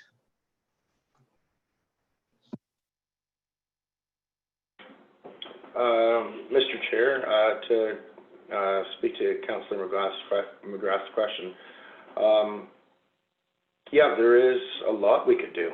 There's nothing we can't do. We do have obstacles in the way, though. The land footprint that we would need to run the composting site. You know, if we were tasked and supported with, you know, staff hours, and we followed through with the screening of material and with row turning so that it gets proper aeration and it gets to the proper temperature, you know, for composting to work. The biomass has got to approach a temperature of 170 degrees Fahrenheit for that exchange to kick and to take place. Where it actually does break down. Otherwise, it just becomes a messy living mass. So there's a fair amount of work to it. It's nice and easy to think we just put it in a box, ship it off, it ends up in a pile, and it turns into a commodity. And it's not near that simple. You know, so same with the row turning of the biosolids that we have now. But that could have been a beneficial product, but it needs to be supported with staffing, with equipment, and with a dedication to making sure that that it's a successful initiative. So that as well requires row turning and aeration and a lot of handling. It's not just a matter of putting stuff in a pile. The city of Banff had gone to their composting, and they ended up with numerous problems with animal bones and their compost being carried over because certain materials weren't meant ever to be put into the composting program, or the composting program wasn't designed to handle that kind of material. So they were having issues with bears and cougars digging through the compost piles, going after the animal bones that were left. We have a huge amount of carryover of material. The composting's got an ick factor to it, and no one likes to get their hands dirty. And there's a bin right outside of my kitchen window, and I see people go there all the time, and they just drop the bag in with their few leaves of lettuce. So that bag that's in there is interrupting the process from the few leaves of lettuce. So I think there needs to be a lot of things considered to make that program successful, right from education of what material should be accepted, why we're accepting it, and then follow through in making sure that we don't just collect it, drop it off at a third person or third party entity and hope it's going to work. And I'll end my rant there. Thank you. I don't think that was a rant, but a good source of information. So, and you're dealing with it hands-on, and I appreciate the feedback. I'm going to go to Councillor Keller-Harampi and then Mayor Ireland. I have to admit, like, I used to really go every day and compost, but this past winter, I just couldn't get over the amount of garbage that was in some of the bins. And also, I also find at this time of year, people put their leaves in there. It's unbelievable. Like, it's like we're wasting the program. So I am in support of taking the bins away for the winter and doing some education for next summer. And Mr. Don may help me here. I remember when I was first on council, and I think it was a program through the Environment Committee. But I remember at one time, we got compost and we were able to pick it up over in the area where the recycle is now, and we put it in our gardens. Was that a totally different program, or did that go out, or was that made here? I'm not sure, because I know Mr. Greathead wasn't here at the time. So I just remember that when Councillor McGrath was talking about the compost, because I remember going getting some for my own plants at that time. Mr. Chairperson, through to Councillor Kelleher MP, I do believe that was our own compost, and I can't remember what the classification is, but there's something like Class A and Class B compost, and ours was Class B, so only suitable for certain purposes. But certainly that was an environmental stewardship initiative, and through Mrs. Cooper at the time, there were, I think you had to pick it up at the transfer station maybe, but there might have been a time when there were piles available for resident pickup if we had a good load, a good crop of usable compost. It might have been brought into town for people to collect. So it did materialize. But to Mr. Greathead's point, I think there's a lot of different steps in that process, and whether we can reliably and consistently produce that compost that's usable for residents has been mixed results over the years, is my impression. Anything to add to that, Mr. Greathead? No, I agree with that statement completely, that, yeah, there's a lot of parts in there to make the program successful. Okay, thank you. I know, councillors, I see your hand up there, and I'm sorry if I missed you. You're not on the big screen, because when we have you on the share screen, then that's all anybody sees, and although you have a nice face, we have to show all of council. But I did catch your hand up, and I have Mayor Ireland up first, and then I have you next. Go ahead, Mr. Mayor. Thank you, Councillor Demota. Mr. Furtru, through you to Mr. Greathead. I'm interested in some of the underpinning of the program generally, and particularly interested in unintended consequences. So reading the report, I take it that it is implicit that composting generally is not a bad idea, but not so much in the winter. There's the additional costs because of injury and weights go down. I'm interested in whether, without a whole bunch of work on your part, those statistics are available to us. That is, on a monthly basis, what is the volume by weight that we normally see in the compost bins, which is therefore diverted from the landfill and saves us money. My concern is that without some sense of how a hiatus in composting might impact habits, I have no idea how this is going to impact us financially next summer. So people have taken time to develop a composting habit, at least some have, and that took a long time to develop. My fear is that once it is broken, it may be very difficult to get it back again, which means that next summer, when people are now in the habit of not composting, they won't start up again, and then we will have all this additional weight going into the landfill for which we have to pay. And so the savings that we achieve over the winter might be quickly lost. And I would like to know what the statistics are by month to see what those volumes are and how that might impact us. And I would also like to know whether, and I think Councillor McGrath raised this earlier, whether you're aware of any other communities that have a seasonal composting program and how that might affect sort of the retention of the good-willed people to come back to the program after it's been suspended. And if you don't have that, that's fine. I'm not asking you to go out and do any research, but if you're aware of any other communities that have a seasonal composting program, I would be very interested to see how they manage that. Mr. Chair, to speak to Mayor Ireland's questions, I believe I should be able to get some of the weight diversion data from parks as they weigh the material in and out. So I believe that should be readily available, and I'll see if I can obtain that for the next council meeting. And I'll reach out the municipality and some of the staff here, we've joined in with Alberta Care. It's a recycling organization, and we're tied in with, that organization is tied right in with the ARMA, our Alberta Recycling Management Authority. They run all the waste and e-waste, the tire recycling program and all that. And there's a lot of landfill operators. So I'll pose that question to the group and see what hits I get back on that about seasonal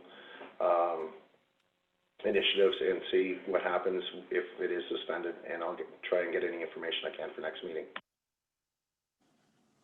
Okay, follow up, Mr. Mayor. Thank you, Mr. Greathead. And on my request is not sufficient, so I think it would be at the will of council that you do that other work.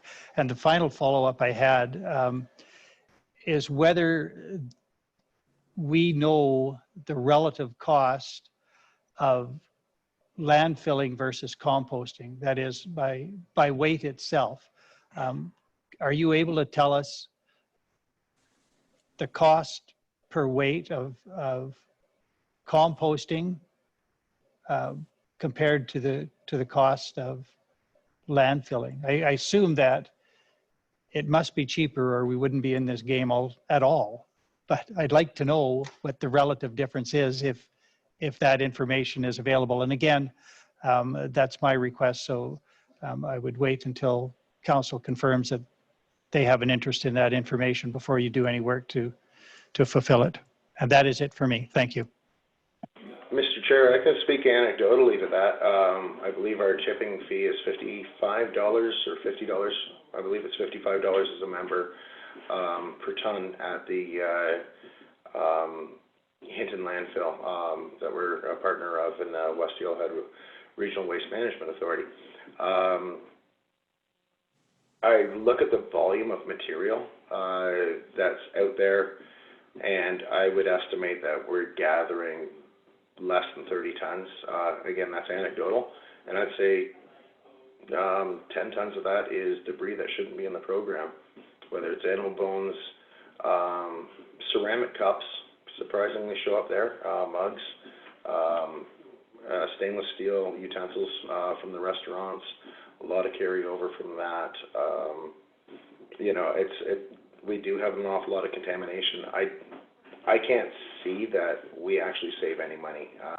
I definitely wouldn't stand behind a statement saying that we're actually saving money by running this program.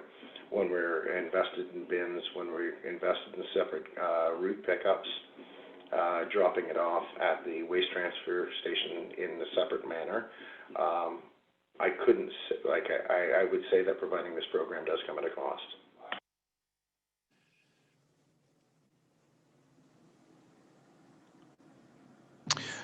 Okay, thank you very much. Councillor Jeannot, and then Councillor Butler.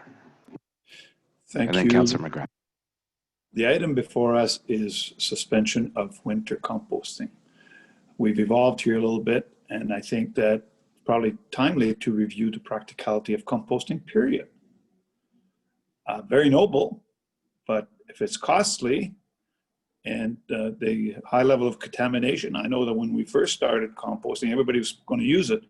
And then, oh, there was one reason or another, there was weeds, it was this and that, and nobody's using it. I think the whole practicality of composting has to be reviewed, because didn't the city of Edmonton totally abandon theirs here in the last couple of years because of practicality was just not feasible? The building that they were using in there, the high level of deterioration because of moisture, et cetera, the things that we just didn't anticipate. So I think we're in a position that we have to review the practicality of composting completely, entirely. Thank you. Thank you, Councillor Jeannot. Councillor Butler. Well, thank you. My query around the policy context was really meant to suggest that we enable administration on this. I'll point out that administration told council that they were suspending the collection of plastic beverage containers because they considered to be unsafe. during COVID, but unsafe, and simply suspended it. None of us queried that. I don't take any, I don't object to that.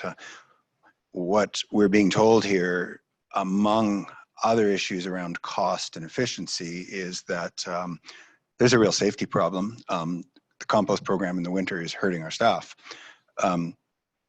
We need to not do that anymore.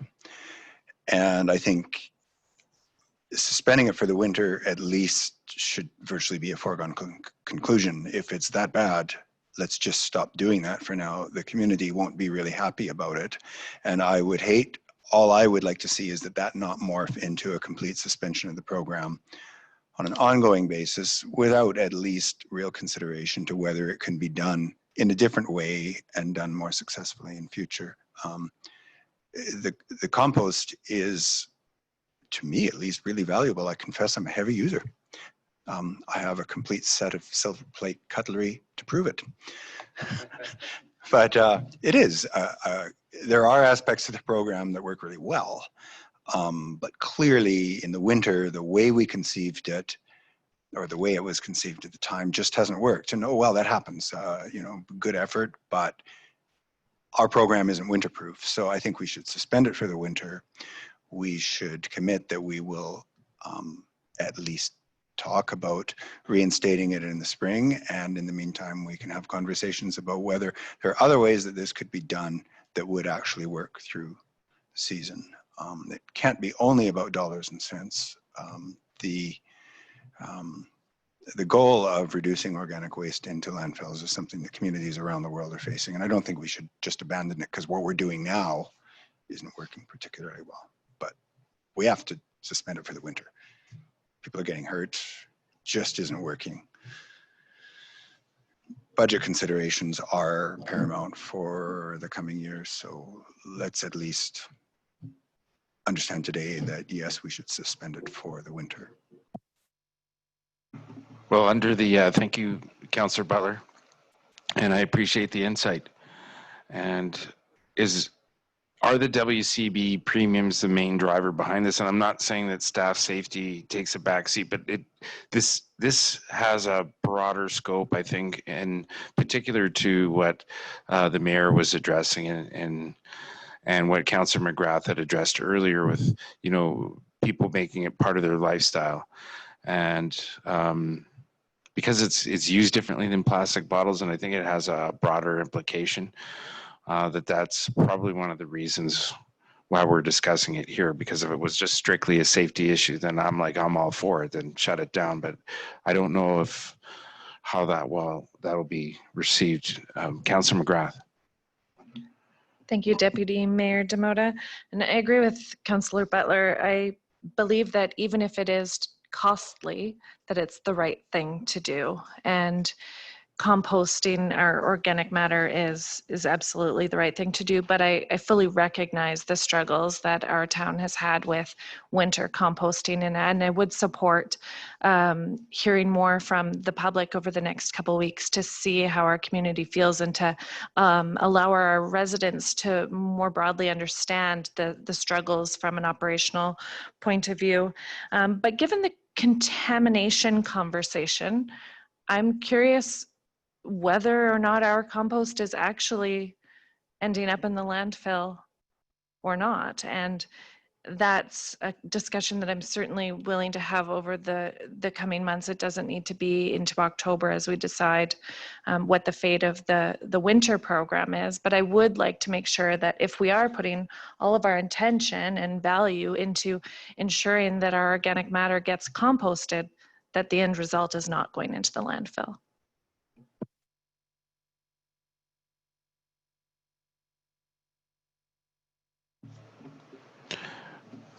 Thank you, Ms. McGrath.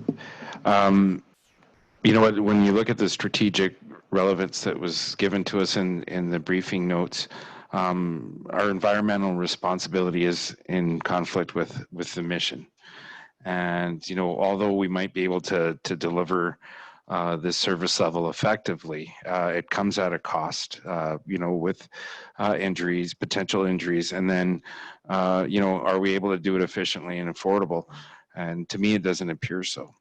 And when I was working for 5 years as a supplier in the community to most of the restaurants and hotels, I was in the back door of many establishments going in and out, mostly via the kitchens, and particularly in the wintertime.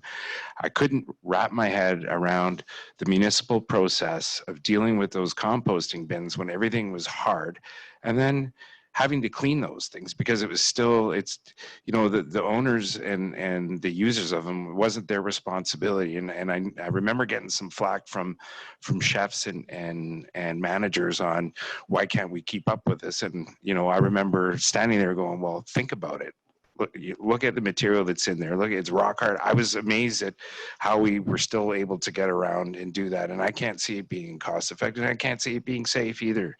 You think about carrying around a 3 foot, 4 foot tall ice cube, solid block of material, right? And, you know, having to lift that and move that around, it doesn't make any sense in the wintertime. So I don't know how to move forward on this without a resolution in a change of service, because it does impact a lot of things, because we are going around and picking it up. And, you know, we weren't going around and picking up plastics like, you know, Councillor Butler was alluding to. So this is a broader service that we're providing for the community, and I would like to be open to a little bit more feedback. So I had Councillor McGrath on my list. Would anybody else wanted to speak to that?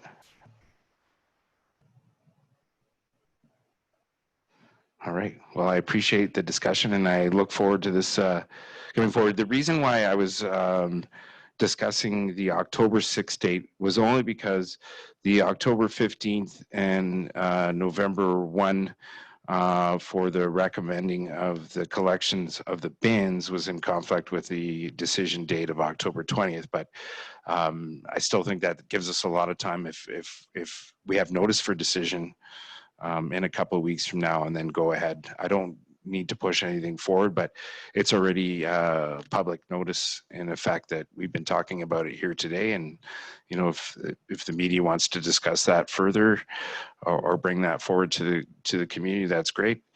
And maybe going from October 6th, that's when we can start with our communications, if that's the desire of council.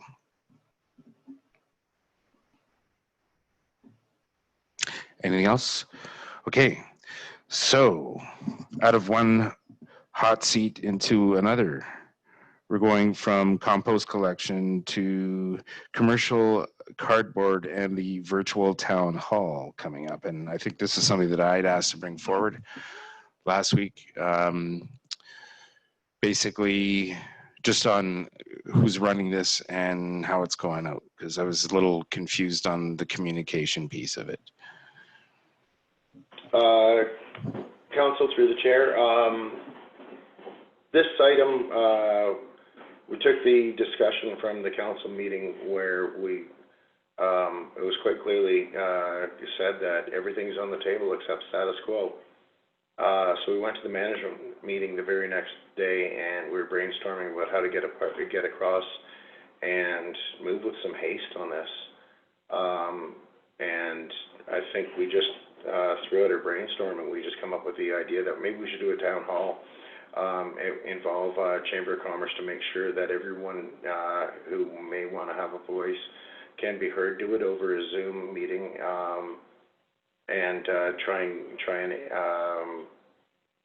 pose some options and some concerns that we have for delivering the service of picking up the commercial cardboard, and seeing what the business community has may be able to come up with. We want to get this back to council for decisions in the near future, and obviously it's going to have budget implications no matter which way we go on it. And I realize that, you know, the choice for naming the forum as a town hall may have been appropriate, and I never even considered it. I was just thinking more of a large forum discussion, but that myself, Mr. Bolduc, the Operations Service Manager, and Patty Pavlov, the three of us are going to facilitate the forum for the discussion. Oh, I think it's fantastic, and you know, as far as having a a public engagement mechanism. I believe that this is a really good thing to be doing, and I'd like to see more of these initiatives in other departments and, you know, even council as a whole going forward. So I'd like to commend you for going in that process. And we were just a little confused. I was, because it came out on a Facebook page, on our Facebook page with our municipal logo on it and our colors that we've been using as far as in our communication pieces, but nobody at the time knew exactly who was driving it, because when we brought it forward, it sounded like it was a chamber initiative, but it was on our Facebook page. So I think all I'm asking maybe in the future, if we excuse me, sorry, if we're looking at a public engagement process, I think that ultimately council should be included in that, because unless somebody brought it to my attention, I was caught off guard because we didn't have any prior discussion on it. There was no prior media indication that information was going to come out. And it was something that my friend shared with me and said, hey, look, there's a town hall coming up. And I said, okay, well, where was the communication strategy put behind that? Because obviously something was developed. We used our colors, we used our logo, and, you know, to get that move forward. And then all of a sudden it was there, and council wasn't included in that communication. So I think there's a little bit of a gap that we can work on fixing that. I believe there is too. You know, we can do better, obviously, on that one. It was just something that I was trying to make sure we didn't lose any time on. And, you know, we rushed it through. And, you know, for the inconvenience or misunderstanding, you know, I apologize. And that one's, you know, it was just a matter of us trying to force this through and get moving on it. And I appreciate the expedition on that. Ms. Nadon, and then Councillor Butler. Thank you, Deputy Mayor Demota.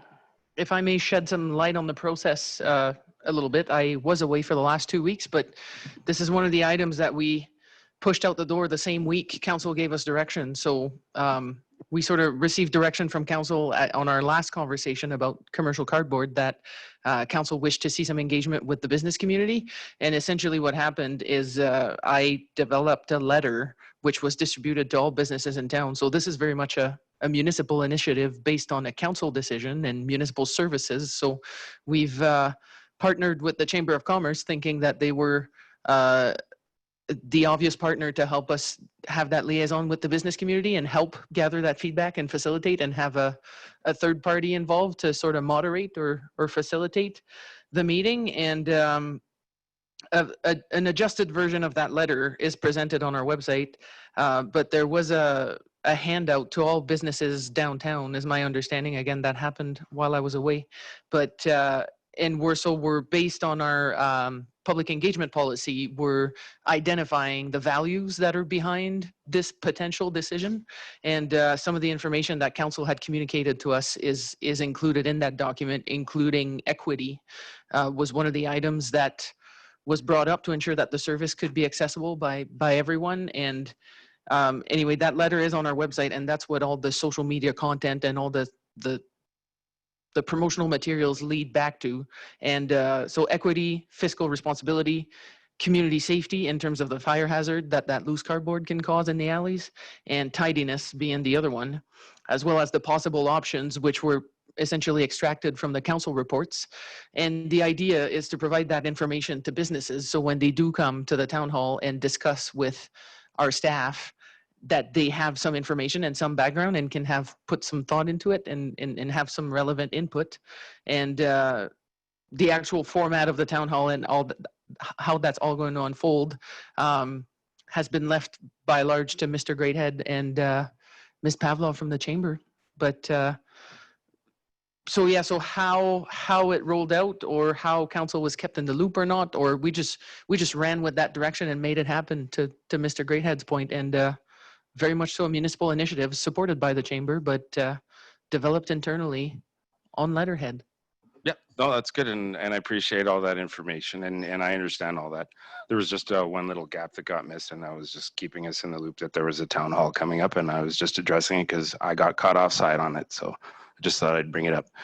Councillor Butler. Well, I just wanted to congratulate administration on doing a great job on this. We directed on the 1st of September staff to engage with the business community to help determine a solution that works for businesses in the community, and you've gone out and done that. I think this is exactly what we need. Myself, I have not felt the need to be consulted on how that communication should be undertaken or in what specific ways it would be done. My only comment is that perhaps one thing that may have caused some to be surprised would only be the choice of the term town hall, which could suggest to some that there's maybe some level of political engagement, or could be town halls being town halls. So maybe it's a public information session, but that's a minor and insignificant oversight. I think it's a great initiative. I read the letter that Ms. Nadon referred to, or the press release. It was very well done. And it's what we need to be doing, is getting out there and engaging. So I'm happy to have seen it done. I only want to make one suggestion, and that is this, that in the letter I read and some of the conversation that I have seen and been involved in, I think there's one piece that hasn't been always entirely clear. That is, there is the impression in the business community that in some cases, I think, that this is a service that is being paid for now one way or the other. And I think one thing that was clear in our conversation is that that really isn't the case. Everyone from a resident to a large business is paying the same amount into the pot for this. So I'm a little fearful at a suggestion that we're withdrawing a service that some will say, well, I'm paying for that service, and what are you doing withdrawing it? So I'd just like to make sure that that messaging is clear at this event and other communications, that really hard reality is that no one is paying for this as the service has been has evolved over time, and that's one of the problems we have. So anyway, thanks for engaging and getting this conversation underway. Thank you, Councillor Butler. Please excuse me for having my mask on. I don't know if I'm reacting to something here, but I seem to have caught some dust or something that's affecting me. So go ahead, Councillor McGrath. Thank you, Deputy Mayor Demota, and thanks, Councillor Butler. I fully agree. I'm really happy to see this, and I don't want administration to shy away from these types of creative ideas just because council may have been a little surprised by it. I think overall it's a really good surprise. So thank you very much. I'd like to see more of this happening, as Councillor Demota suggested, in every department within the municipality of Jasper. Let's get engaged. Let's engage as much as we possibly can engage. I have one request because I would love to be there, and I did already have an obligation for the evening of the 24th. If we could have the recording from Zoom, and if it could be distributed or maybe YouTubed as we do with council meetings, so that we can hear the conversations that the residents and business owners have with administration in the chamber. Thank you. Yeah, I do want to clarify, just identifying a gap, and I really appreciate the process, and I'm looking forward to participating, or at least listening in to the conversations on the 24th. Mr. Mayor. Thank you, Deputy Mayor Demota. I just want to return to Councillor Butler's observation and the question of who pays or how this is paid for. I mean, it is an important element to communicate. And I want to be able to understand, Mr. Furcho, through you to Mr. Greathead, what might be expressed at the Zoom meeting on Thursday, because the way I view it, but I stand to be corrected, is that the commercial cardboard collection comes at a cost, and that cost is simply subsidized from taxpayers generally. So there's not a fee. Nobody's paying a separate fee for this, but there's a cost, and that cost is attributed to our general tax dollars somehow. We're paying the cost of doing it, so the burden of that cost falls on taxpayers generally, and that's it's a difficult issue, but there's a cost and it is assumed. It's just there's no fee particularly for it. So nobody's paying a fee for the service, but the cost is covered by all taxpayers. Is that a fair statement?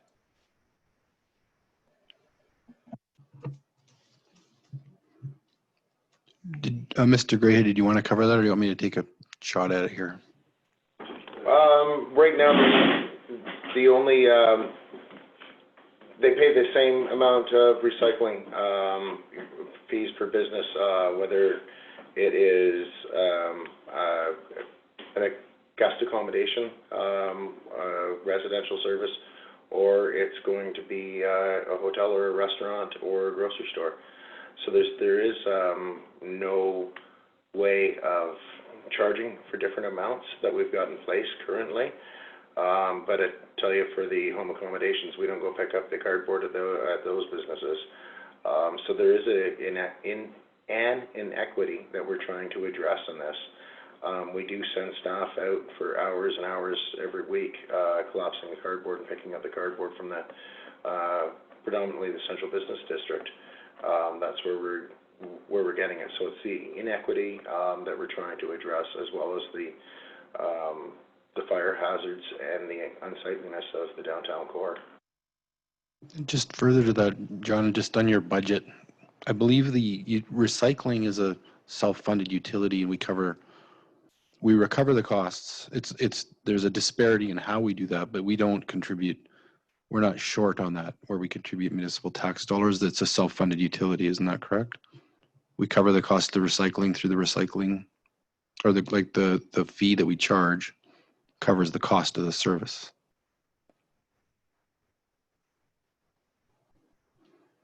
Overall, community-wide.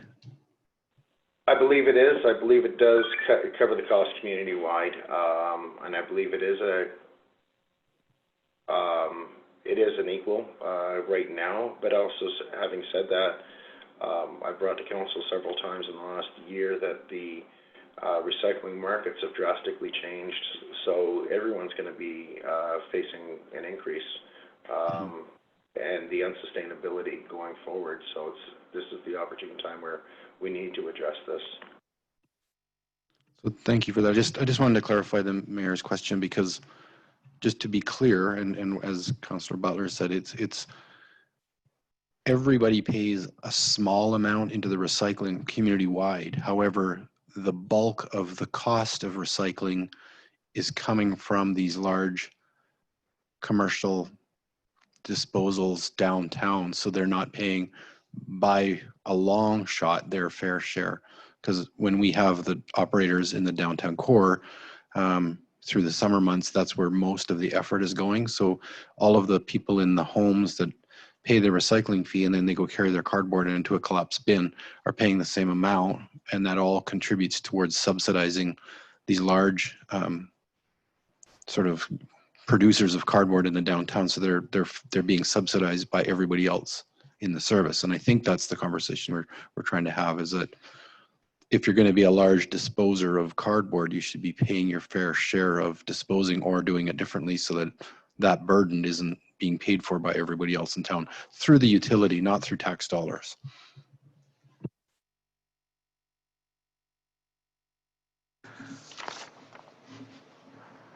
Thank you, Mr. Furcho. I didn't know if Mr. Great had wanted to add anything further. I guess that would have come forward.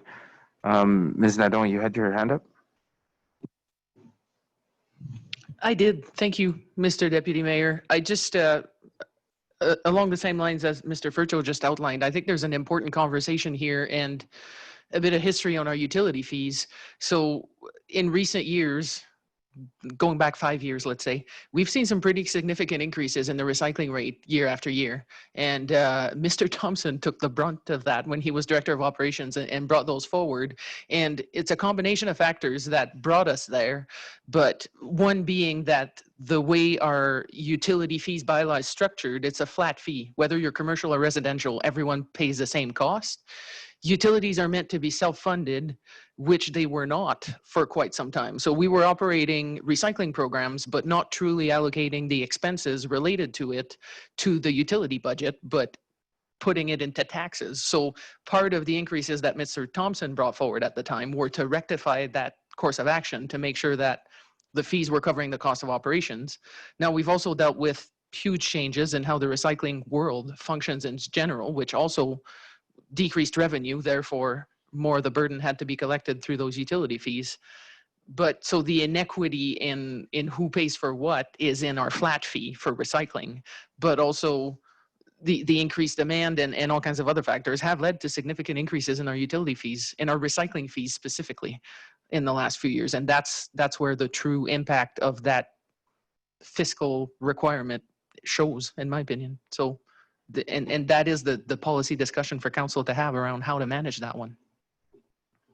Well, thank you for the background on that. And as much as I tried to relay some of that information to, I'm going to try and do this without the mess.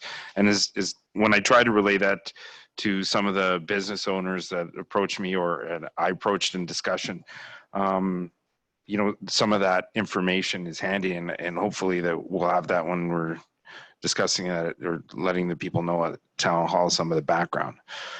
Now, did you want to add something to that, Mr. Virgil?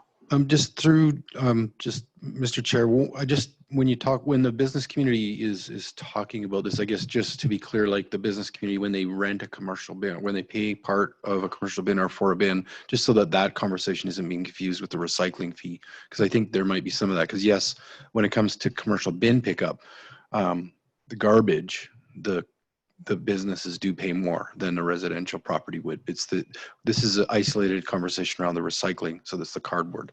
So I just, once you mentioned that, I just thought there's some room for confusion there. Well, since we've moved forward on this, I can't speak for all the alleys because I haven't been able to see everything wholly yet. But just from the area that I'm working in, I see a lot of compliance so far. It's not across the board, but I see more compliance, but we still don't, it still hasn't rectified the debris issue. And in fact, I think more cardboard flying around because it's flattened. I'm not sure, I could be totally wrong on that one, but Mr. Greathead, like, have you had some feedback from your collectors and what you've seen in the commercial business district on the changes and can you provide some observations since we started going down this road? I can say that, Mr. Chair, that people put a lot of words and say and promise to do it better. And this morning I had Jason picking up brake pads out of a load of compost. The contamination is pretty severe that we have to deal with when the boxes aren't closed. If we're not diligent, we can be doing damage to our machine. Last year, our compactor machine took $29,000 worth, almost $30,000 worth of safety repairs, and it's a 30-year-old machine. So, like, we've got a baby our compactor as it is. So, you know, it's all this stuff. It's a cumulative effect. Yeah, we may see a little bit of improvement picking it up, but it's not enough to have said that the business community's got our message. Okay, that's good to know. And you know, the more information, obviously you're going to have everything available, everything that we've talked about today so far that you've addressed, that you know, the people at the town hall are going to be able to understand and get the communications on. So I appreciate all that. And yeah, we need to come to a cost-effective solution and what's going to work best for the community. And I'm looking forward to the discussion. Does anybody else have anything to add on item 8.2? Okay. Well, thanks for being made available today. I appreciate the time and the information that we've had here today, Mr. Greathead. Thank you. Are you off the hook now when we're going out to in-town paid parking? Okay, so we're going to 8.3. Right, so Mr. Chair, we have the Director of Finance Admin standing by here. So Tash, you want to go ahead on this one? Good afternoon, Your Worship and Council. Today we're talking about in-town paid parking. We're looking for direction on this subject. Under governance and social equity, Council's strategic priority includes seeking out and pursuing alternative sources of revenue to fund municipal services. Municipalities can collect user fees for services provided, which can offset the amount of property taxes collected annually. The cost of construction and paving and painting, snow removal, sweeping, maintenance of public parking is currently funded under property taxes. This is actually about 15% of the property taxes. Implementing paid parking downtown and in municipal parking lots would allow the municipality to charge visitors for a service that they use, and paid parking would allocate expenses more equitably between taxpayers and service users, between taxpayers, service users, and visitors. On August 25th, Council received 3 presentations from external groups on their products of paid parking. So to go over the different options that might be available out there for the municipality. That was presented to Council on a direction that Council did want to hear more about the subject. And today we're bringing it back again to discuss whether or not Council would consider and discuss the policy and governance implication of paid parking in the town site. And if Council could indicate to administration whether more information is required to support this discussion, and that Council indicate if they would like to implement this concept in the 2020 budget year or in a future budget year going forward. Given all of those conversations, administration could then do more research or develop additional information to bring forward to Council on these options. Thank you very much. Thank you, Ms. Malinchak. Would anybody like to start off the discussion on this? Does anybody need any more information? So thank you, Ms. Malinchak. I appreciate this coming forward. And, you know, before the horse gets out of the barn on this, you know, publicly, and I just want people to know that this is an area which we've been talking about exploring for quite some time. It's not something that we're that's going to be mandated tomorrow, but I think if we're going to go forward on this, it's going to have some budgetary implications. And I don't know if we're in the process yet of choosing one of the presenters to come and do a study on what it could look like in our community, but I don't know what should come first. And obviously that's going to have some budgetary implications, but how deep does that go from the onset of having someone coming to our community, showing what paid parking could look like and where it could work, and then, you know, working in, you know, resident passes and all that other stuff, and how this whole thing could work wholesomely is like further down the road. But where do we start?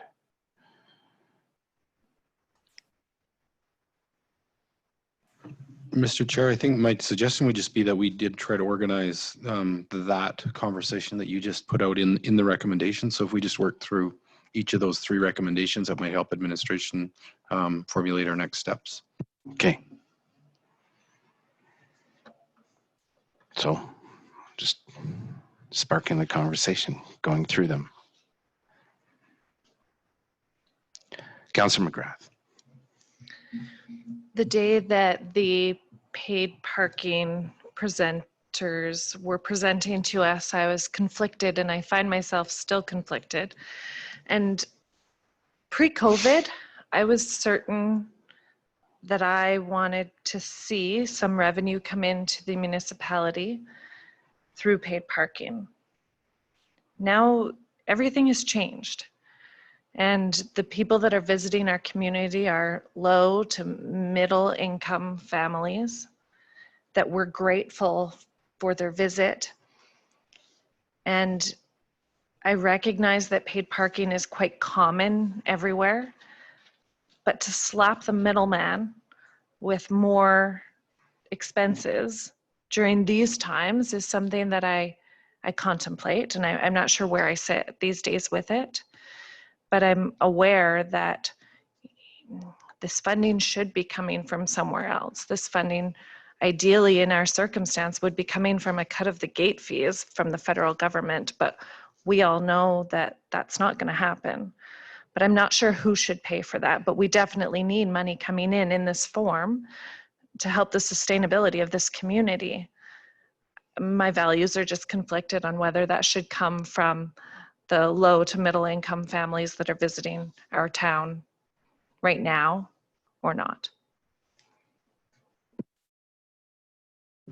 I appreciate that. And I don't know if we can really assess that they're low or middle income.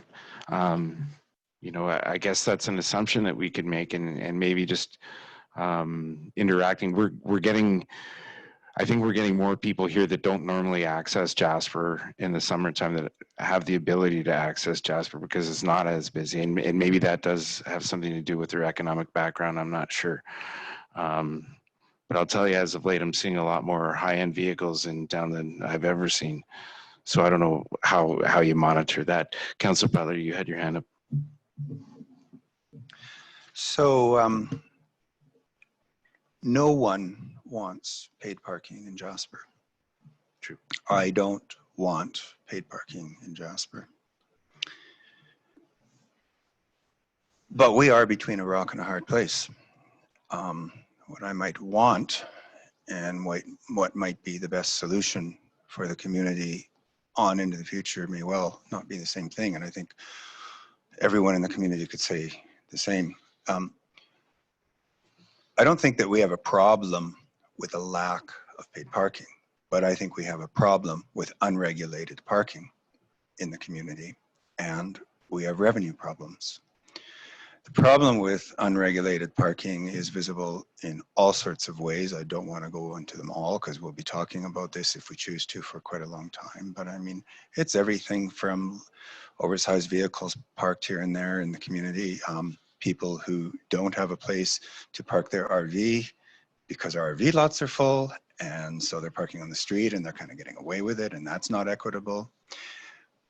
We have a huge parking problem with our Cannot Drive housing project, where we went to Parks Canada as a community and said we would like to develop a major residential property, which is badly needed in this community, and we think we should be able to provide, you know, about half of the regulated amount of parking, and we got turned down flat.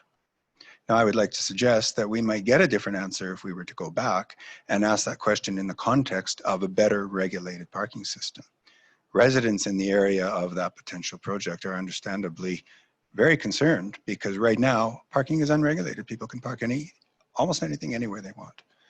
So there are a lot of reasons to look at and consider paid parking. There are a couple of very compelling reasons not to do it. The impression that we could be thereby give to visitors is a really important question that I am not willing to overlook. Residents are obviously concerned with, well, what would the impact be on me as a resident? So there are compelling reasons to consider it, and there are compelling reasons to say no. Those are exactly the tough kind of questions that we have to wade through. I have no appetite to point 3, to bullet 3. I have no appetite to implement paid parking in the 2021 budget year. We would have to move with great care and attention. We would have to have a broad community conversation, a really broad communication or engagement, not a town hall. We'd have to really dig in and give residents and particularly members of the business sector downtown an opportunity to really dig in. But you know, we have stated motherhood statements in our documentation around the value we place on non-motorized transportation, walking, riding bikes in the community. But the fact is that the ways in which we actually activate those aspirational statements are few.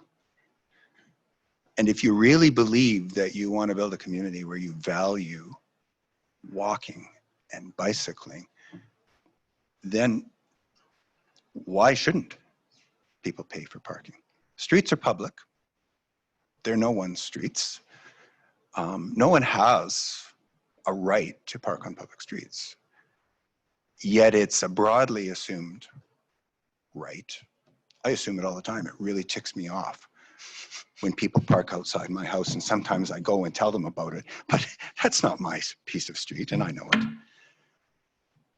So I think it's a really important conversation to have. I think we should take our time about it. It should be broad, and there should be broad and deep engagement in the community. I think we should say that we're not going to attempt to implement anything in 2021.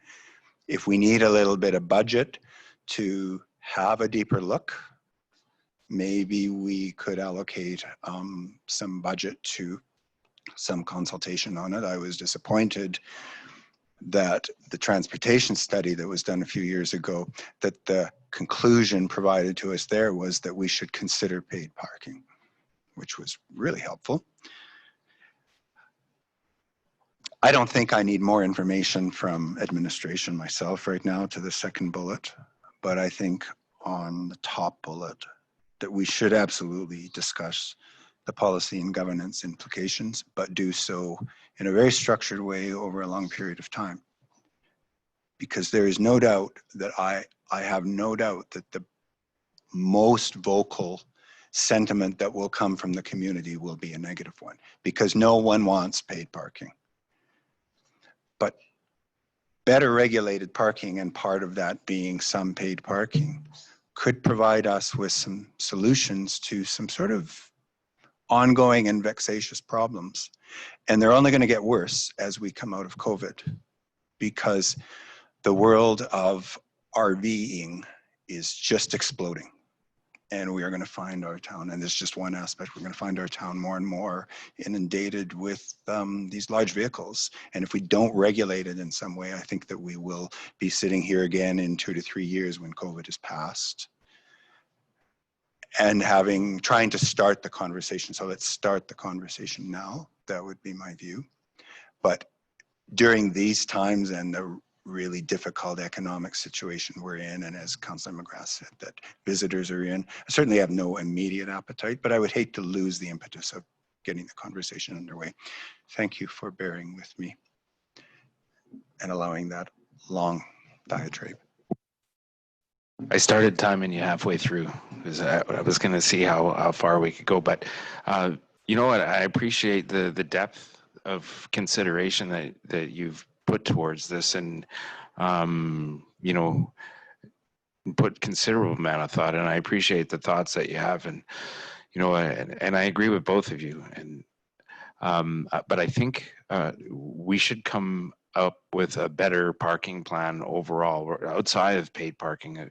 We need to address, you know, many things, all the things that Councillor Butler discussed, and times and areas, and something that could be a little bit more workable for the community when visitors are here in particular, as well as, you know, having that consideration of development starting up in residential areas and the impact of parking that there's going to be there.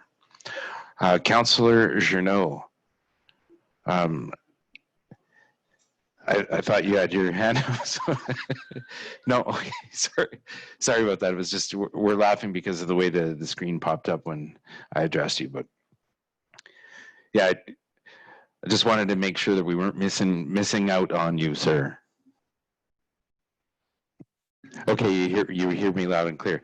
Does anybody else have anything to add to this discussion? Mr. Mayor?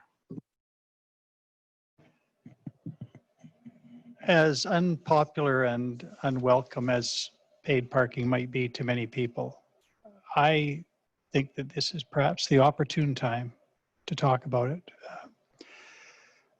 We spent a considerable amount of time on our strategic priorities, and within those, under governance and social equity, we have a statement that we will seek out and pursue alternative revenue sources.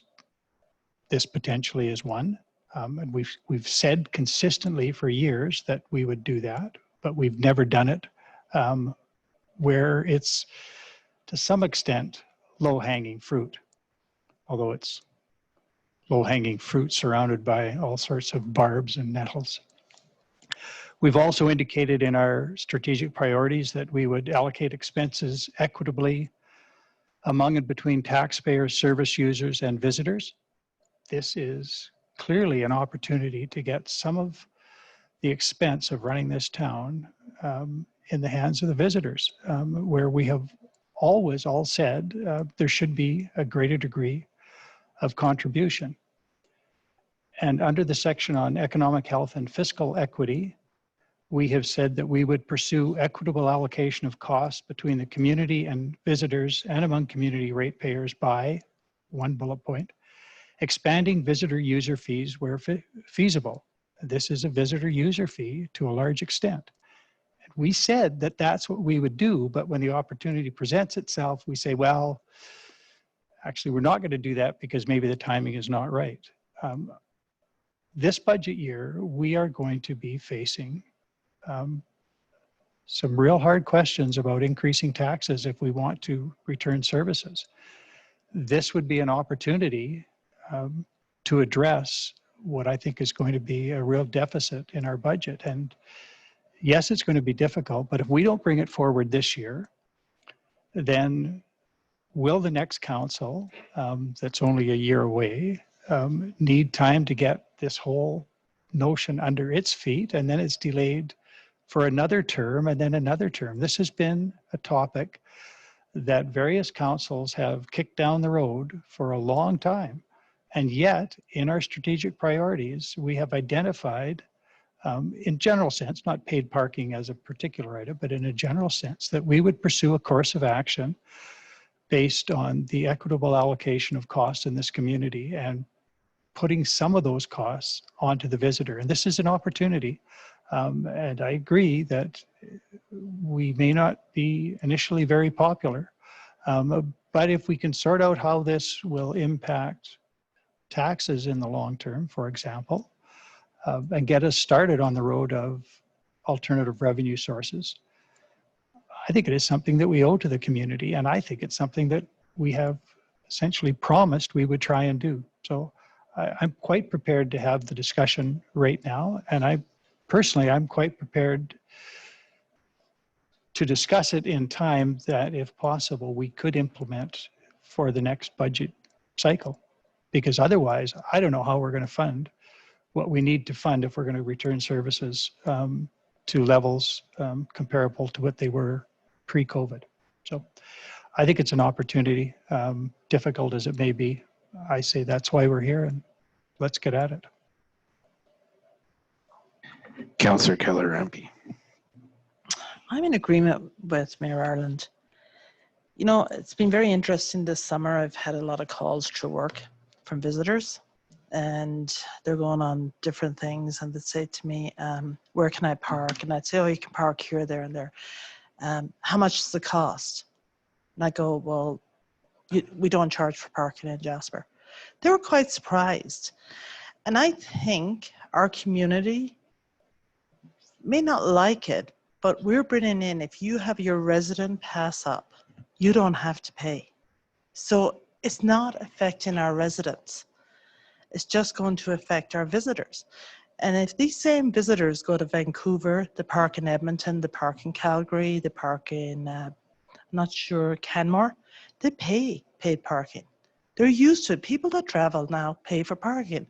When I go to the city, I know I'm paying parking wherever I'm going. And the same in BC.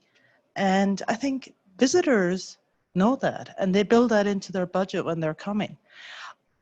When it originally came out, like talking to some of our residents, they felt that they didn't want to pay parking downtown. They shouldn't have to.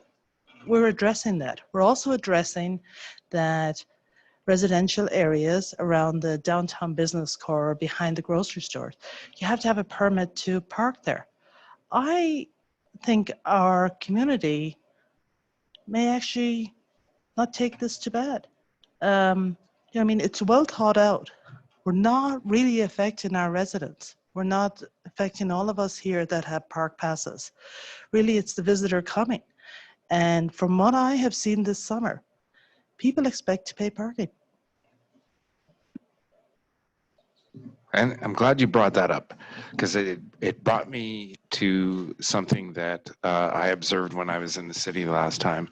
And I think overall it's just gonna have to be a culture change if we decide to go in this direction. And everyone's had some really valid points here, but just recently being in Edmonton, I often used to like going to the Italian Center, and that itself in the city, in that particular area, is an attraction. They have their own parking lot, and it's almost entirely always full. And it's hard to get a parking spot in there. So just maneuvering around, not finding a spot, all the residential areas are by permit only in there, and much like in the University District. So, and outside of that, there is some free parking on the main street, but outside of that, you got to go and pay. So, it's workable in communities like that within the city, in attractions. So if you take Jasper as a bigger attraction, you use some of those tools to help us work. I think a bigger plan is in need, but I think that there are a lot of arguments to have it and not to have it, like Councillor Butler said. But, the mayor's right. Like, this could be the best time to start going forward and looking at some cost-effective ways to help us recoup, and pre-COVID or not, regardless of getting our services back, this is still an initiative that we needed to look at regardless, particularly when we've gone to the province and asked for extra revenue tools. And in the past, again, and everybody's heard it before, we always get asked, what have you done to maximize your revenues in the community? And we haven't gone down that road yet. And I think it's better to try and look at it than not. So that's just my point of view. Councillor Wilson. Yeah, I'll just chime in quickly. I do agree we should keep this ball moving, because if not now, when? It won't be us. It'll be future council that will, again, need to feel it all out and everybody get behind it. And that could be years in the future. So I think it's moving. It might be moving slowly, but let's just keep this ball moving forward towards. Moving slow. Okay. Councillor Journeau, anything to add before we move on? Not really. Okay. Doesn't matter to me which way we go. There are implications both ways. But let's not forget, when you guys are comparing parking to City of Edmonton and Calgary, they have a high usage year round. We only have a high usage 6 months of the year, or 6 weeks of the year, sorry. So there's some practicality items there that'll create some exceptions in my mind that might not be workable. And that's the hesitation I have towards paid parking. Otherwise, yes, the user has to pay. And, we see this as an alternative source of revenue, but I more see it on the practical sense that the user pays. So he has that privilege. That's what he pays, and the revenue is secondary. All right. Thank you for your input. Anything else? Okay. That was a good discussion. I'd like to move on to 8.4. We're at 4:25. I don't like to push these past an hour and a half in session, so as much as I don't want to increase the length of our meeting, I think that we should have a 5-minute recess. Okay. So 4:31, we'll start back.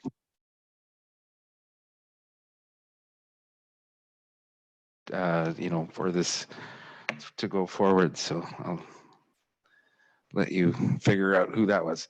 So I'm glad everyone's back. It's 4:32 now. Well, you always like to put me in my place.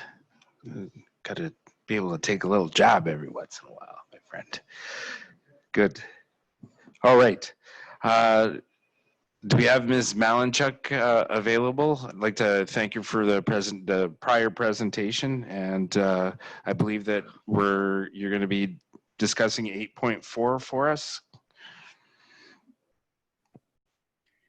Thank you, Mr. Chair. Yes, today we're bringing forward a request for decision through discussion on the 2021 budget process for decision on October 20th. Budgets for the past 5 years have been presented to maintain service levels.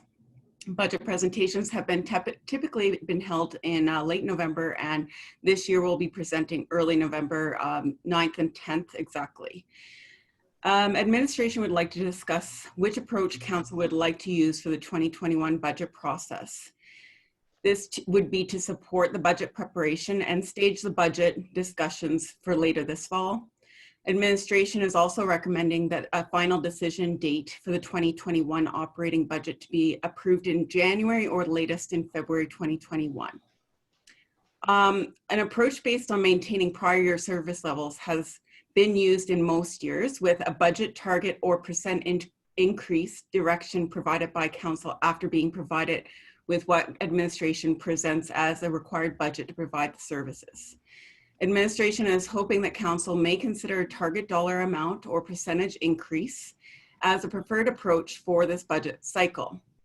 Being aware of council's intentions ahead of the process would support administration preparing the proposed budget for discussion and ensure that if there is a focused approach and a better allocation of resources for the budget work ahead. So that being said, we are looking to hopefully, we're hoping that council might set a percentage or a dollar budget increase or decrease from the 2020 budget year for the 2020 operating budget based on service level discussions. And we're also hoping that council will decide that final decision date for the 2021 operating budget. The next bullet under the recommendations could also be a direction, considering that we're meeting and discussing this through committee of the whole today. And that would be to just direct administration to develop a summarized business plan by department, listing each municipal service provided and department level budget to be used as a tool for council and administration to have these discussions to meet the targets set by council. Thank you very much. Well, I appreciate that very concise delivery. Thank you. Well, where's everyone at? If I could be so informal, Mr. Wilson, Councillor Wilson. Mrs. Malinchuk, just to get the ball rolling, I guess, what would the percentage, approximate percentage be? So, the recommendation says that council set a percentage, but based on 2019 service levels, with an additional 3 to 5%, what type of percentage are we looking at as a total increase?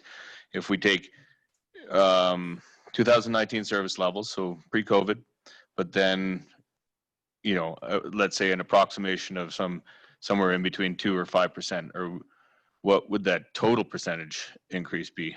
What would that, if we were going to recommend a percentage on the first bullet there? So you're suggesting just a percentage based off of the 2019 dollars for the 2021? Yeah, like if we return to normal operation, but then you know, I would suggest we most likely have to add on, and you know, I wouldn't be able to suggest that percentage, but like most often there's an increase of 2 or 5% or whatever it is.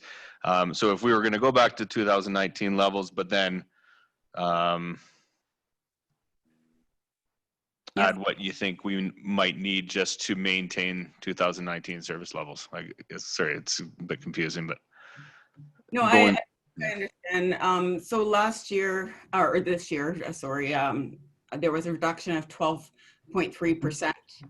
So that brought it down by the 12.3%, or $982,000. So to bring that up to current or 2019 numbers, plus add on to that, you would be adding whatever percentage on top. So if you say 2%, you'd be looking at the 14.3. If you add 5, you'd be looking at this at 17.3. So as bare bones as possible to maintain 2019 service levels, would you be able to suggest an extra percentage that we would have to be adding to the 12.3? At the moment, no. I would have to work with the budget a little tiny bit more to look at specifically debentures going forward is a big one, as well as salaries and benefits, as well as any implications with increases on, say, insurance, any kind of utility increases if there were any such thing for next year.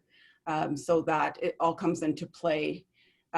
So it's a hard one for me to just ballpark. I have to have it completely put into a detailed spreadsheet. I would, oh, sorry, are you finished with your, okay. I appreciate the line of questioning and the answers. For clarity and discussion, I would like us to keep separate, to clarify separately whether we're talking about tax requisition or budget increase decrease. Because to me, yes, they're connected, but when we're talking about an increase to the overall budget, there may be a direct increase or decrease to the tax requisition with the same number, but it may not.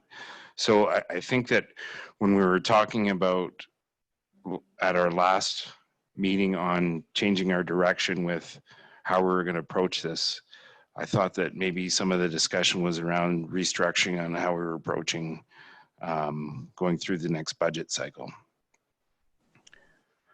Councillor Jeannot, you had your hand up. Yes, thank you. Pardon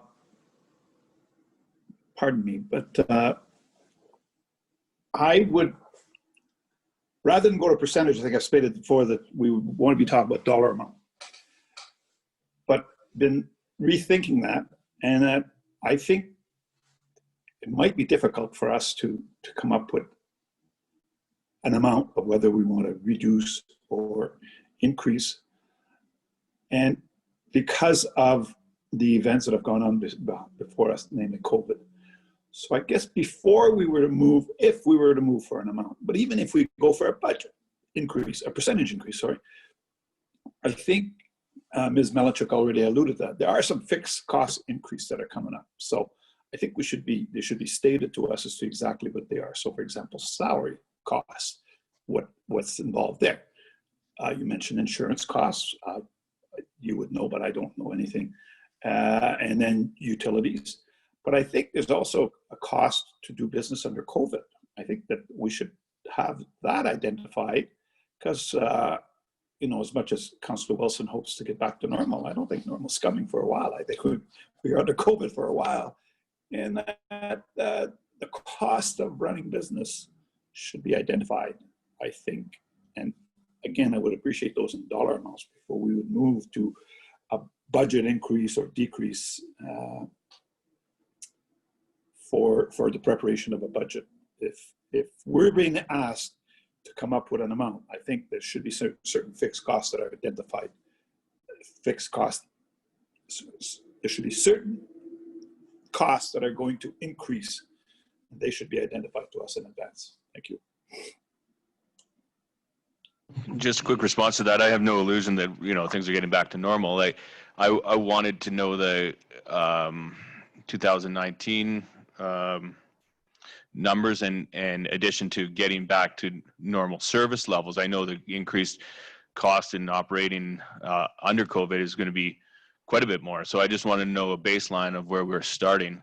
And then most likely it's going to be upwards of 20% to increase. So that's what I'm trying to get at. Where I wanted a baseline of what we need to increase to get to what we think 2000 or what we think will be the cost to operate at the same service levels, but then most likely adding a fair amount more for COVID procedures.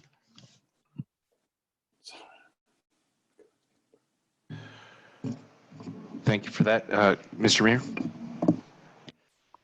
Thank you, Deputy Mayor Demota. Mr. Vircho, through you to Mrs. Malinchuk, I'm struggling with the third of the recommendations in particular, because I'm uncertain about sequencing. To me, I fully support the idea, but I think that it should be the first thing we do, but with a slight variation. So I would fully support administration developing a summarized business plan by department and presenting that to council to be used as a tool, not to meet the targets, but to set the targets. Like, how can I set a target in a vacuum or blind? And so if I had those business plans initially, I would see that as a really useful tool to set the target.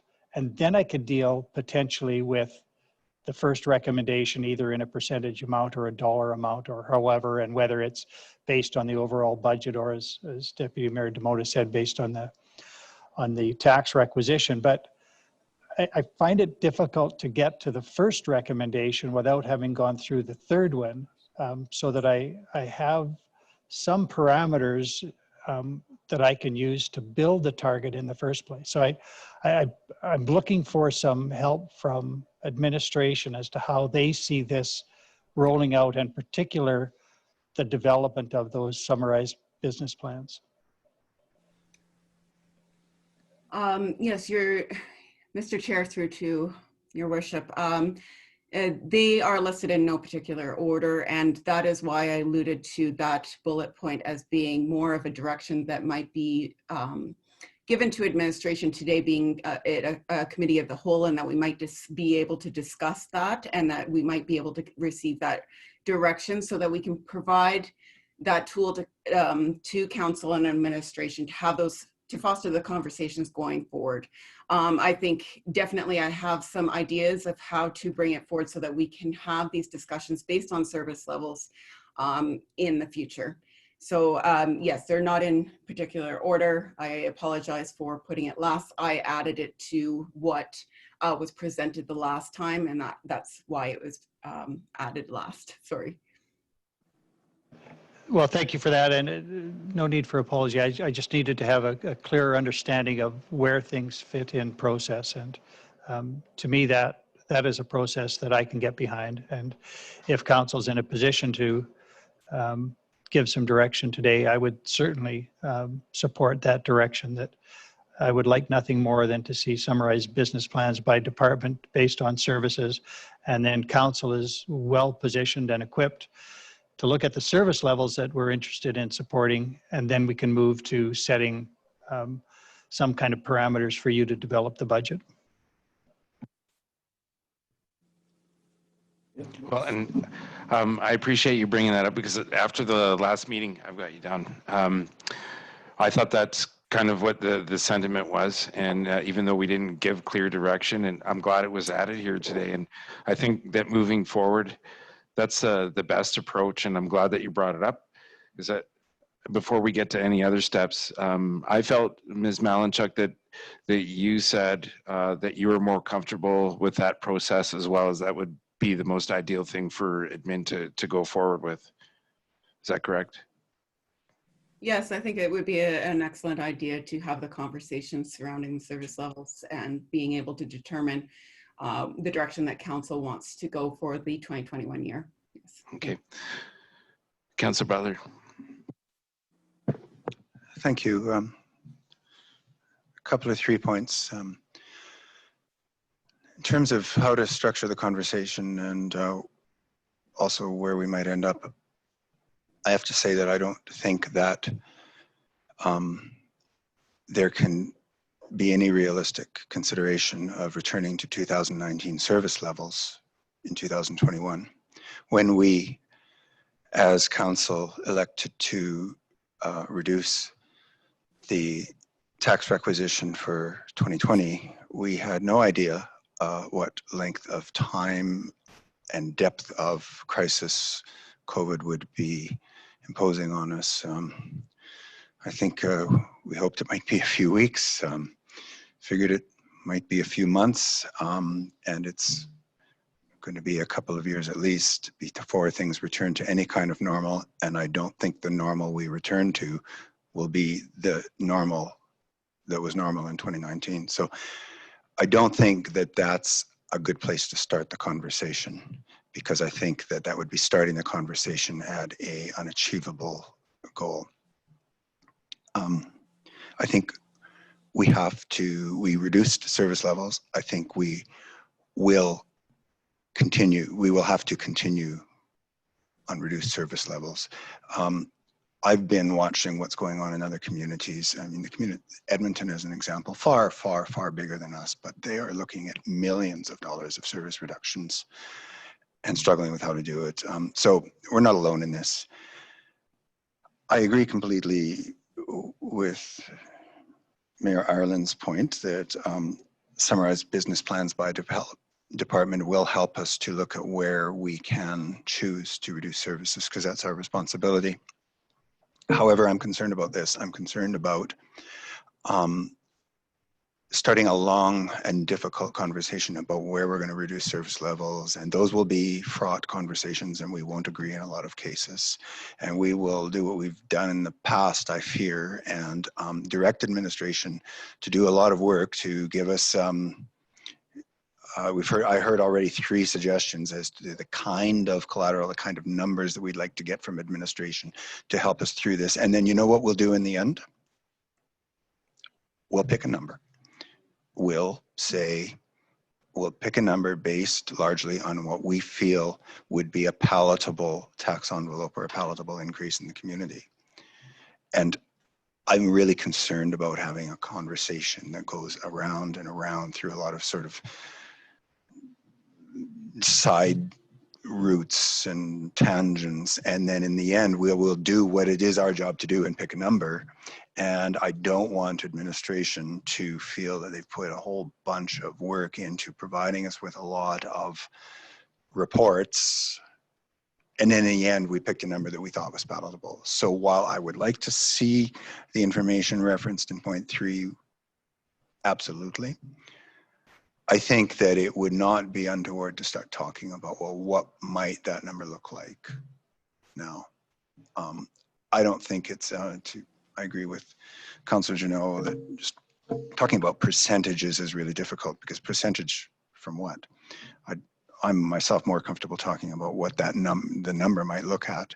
Like, I think that we should be considering looking at a tax requisition somewhere in the level of what 2019's tax requisition was. So that's not 2019 service levels, but the 2019 tax requisition.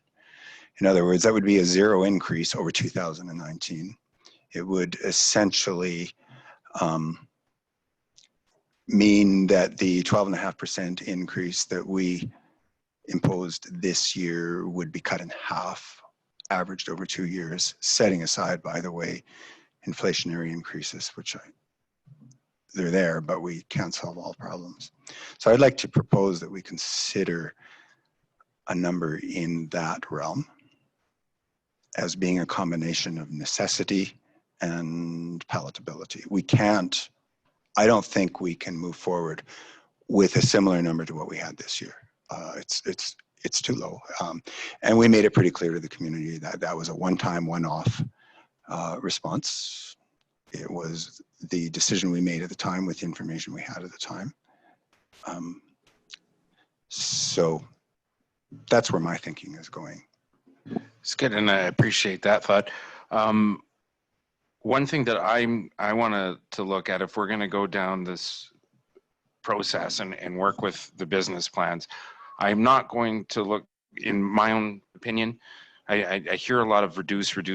I don't want to go in with the lens of where are we going to reduce.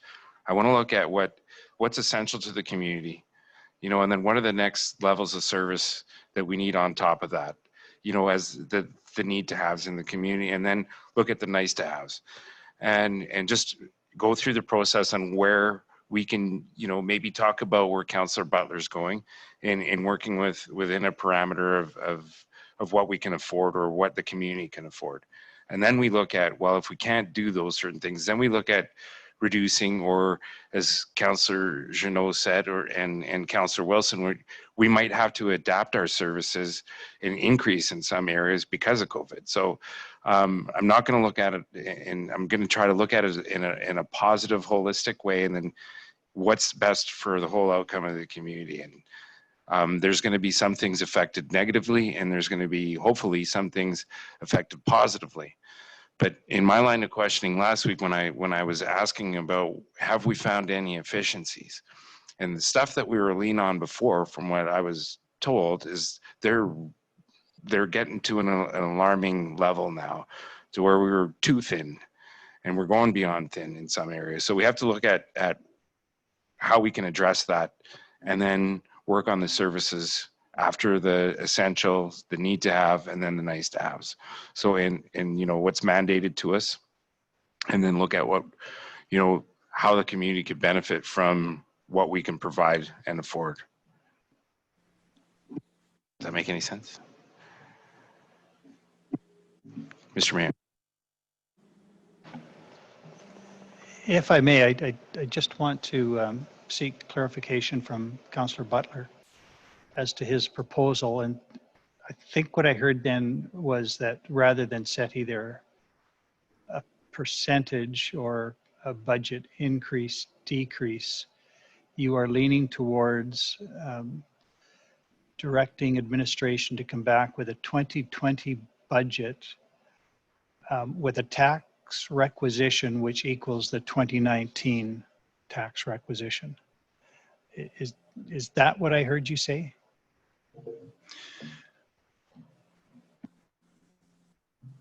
I guess I wouldn't quite, I think it's a good place to start the conversation, but yes, that we would, well, that would be part of it. We would consider directing administration to develop a 2021 budget, which is what you meant to say, a 2021 budget based on the 2019 tax requisition.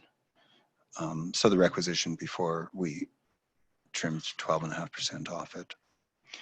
But I wouldn't let our, I wouldn't want to see us leave our direction at that, because I think we have a responsibility, given that I know that's not as, that wouldn't return us to 2019 service levels.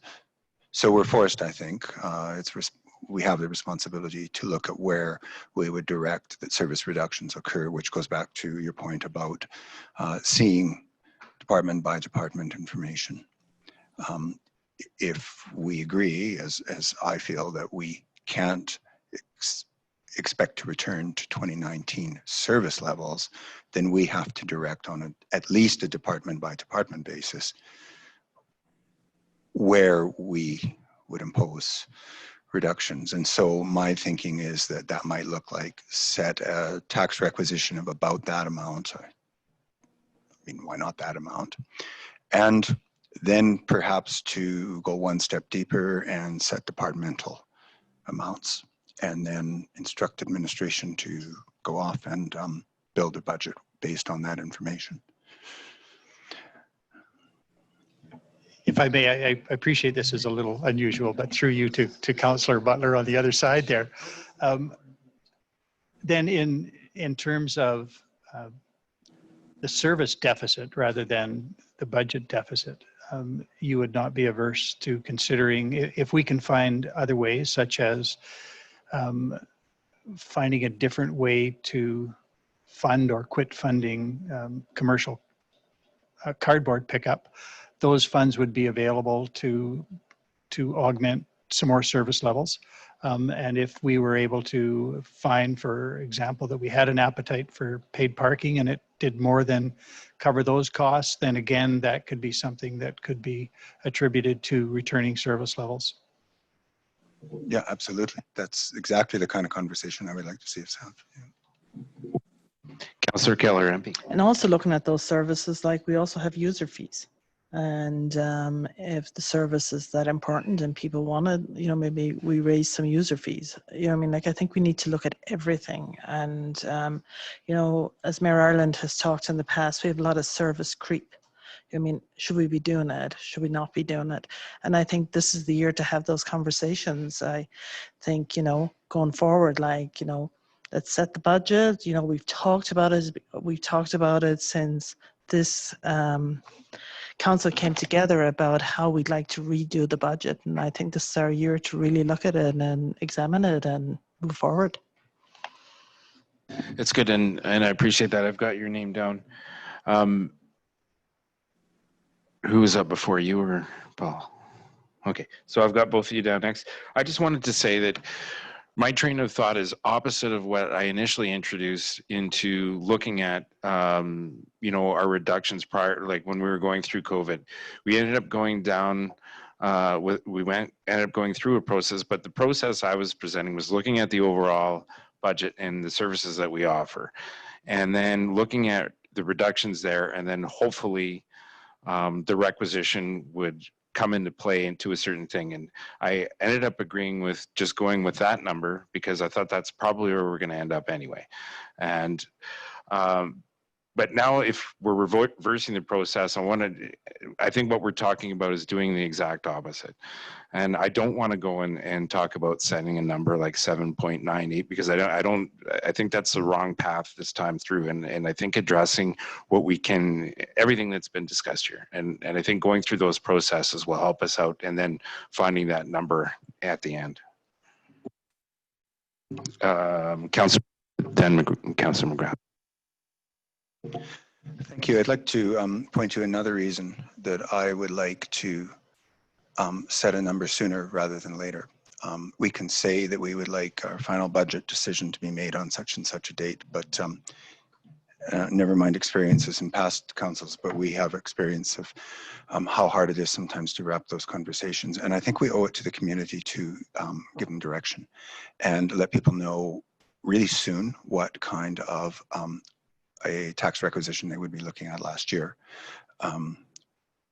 Again, I think we were pretty clear that this year's number was a one-off.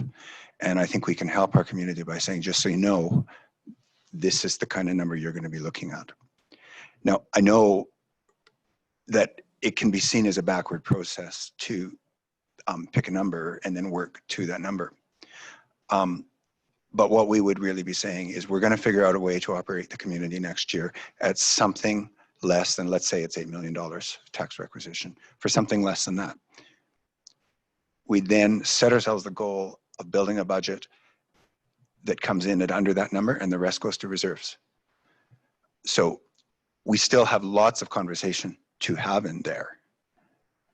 But to do it the other way around in these circumstances and say, well, we're going to look at this service and that service and that service, we'll still be sitting here in April and we won't have a number and we will all have lost our minds. And in the end, I still feel what we will do, because we have the responsibility, is we will then say what's palatable to the community and so on, and we'll pick a number. And then administration will go and figure out it again. And I just don't want to see that happen. So I get that sort of operating from the number is in some ways backward, but it really isn't, in the sense that you know what, if we just can't do it, well, then we're going to have to borrow some money. And if we can do a little better, well, then we'll put some money into reserves. But we will need to pick a number. I say do it sooner rather than later. And I've just been thinking a lot that the 2019 number is maybe where we need to be. It would be equivalent to a 0% increase over 2 years. In fact, less, considering CPI increases. So it's still a very conservative number, which I think in these economic times is the kind of number we have to be looking at. Mr. Mayor?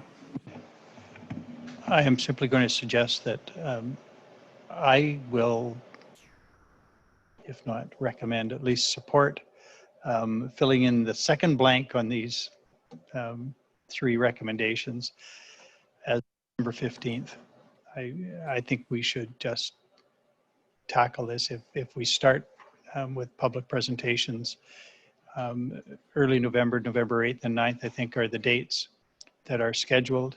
Let's just say we're going to get this done before Christmas, and December 15th is the second, or well, the third Tuesday of the month. So I think moving forward, we should have a clear date in mind for a final decision and not let this drag beyond that. And I agree there's lots of work to be done before that, but let's not be looking at interim operating budgets and dealing with this in March or later. I just, let's tackle this and get it done. I agree. Councillor McGrath, and then Butler. Oh, you're up? Okay, go ahead. Thank you, Deputy Mayor Demota.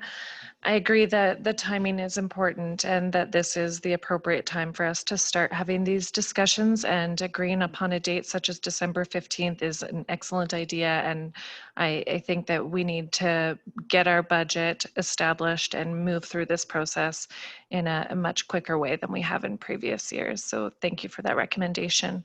I also am looking forward to having discussions around service levels, particularly department by department. And I'd like to express my comfort in approaching the budget and the tax requisition around an $8 million number.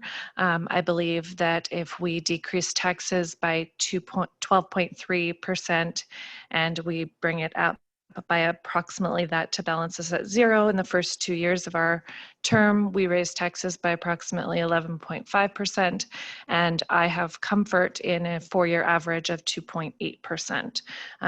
As we started our conversations, like 2 to 5 is that like palatable comfort zone as elected officials, and that our community can support, and I believe that that would get us there comfortably. And I'm excited to be having these conversations and hopefully having administration as engaged as possible, so that does feel very holistic and that we're creating this process and moving through this process as one. Well, I'm fine with setting a date. Yeah, Councillor Junot. I think you're frozen there, unless your hand is stuck up. Can we hear you? Oh, there you go. Thank you, Mr. Chairman. Okay. Could you restart? Thank you, Mr. Chair. Thank you, Mr. Chair. Gotcha. Thank you. I think administration is looking for more than a date. Giving them a date is not really much guidance.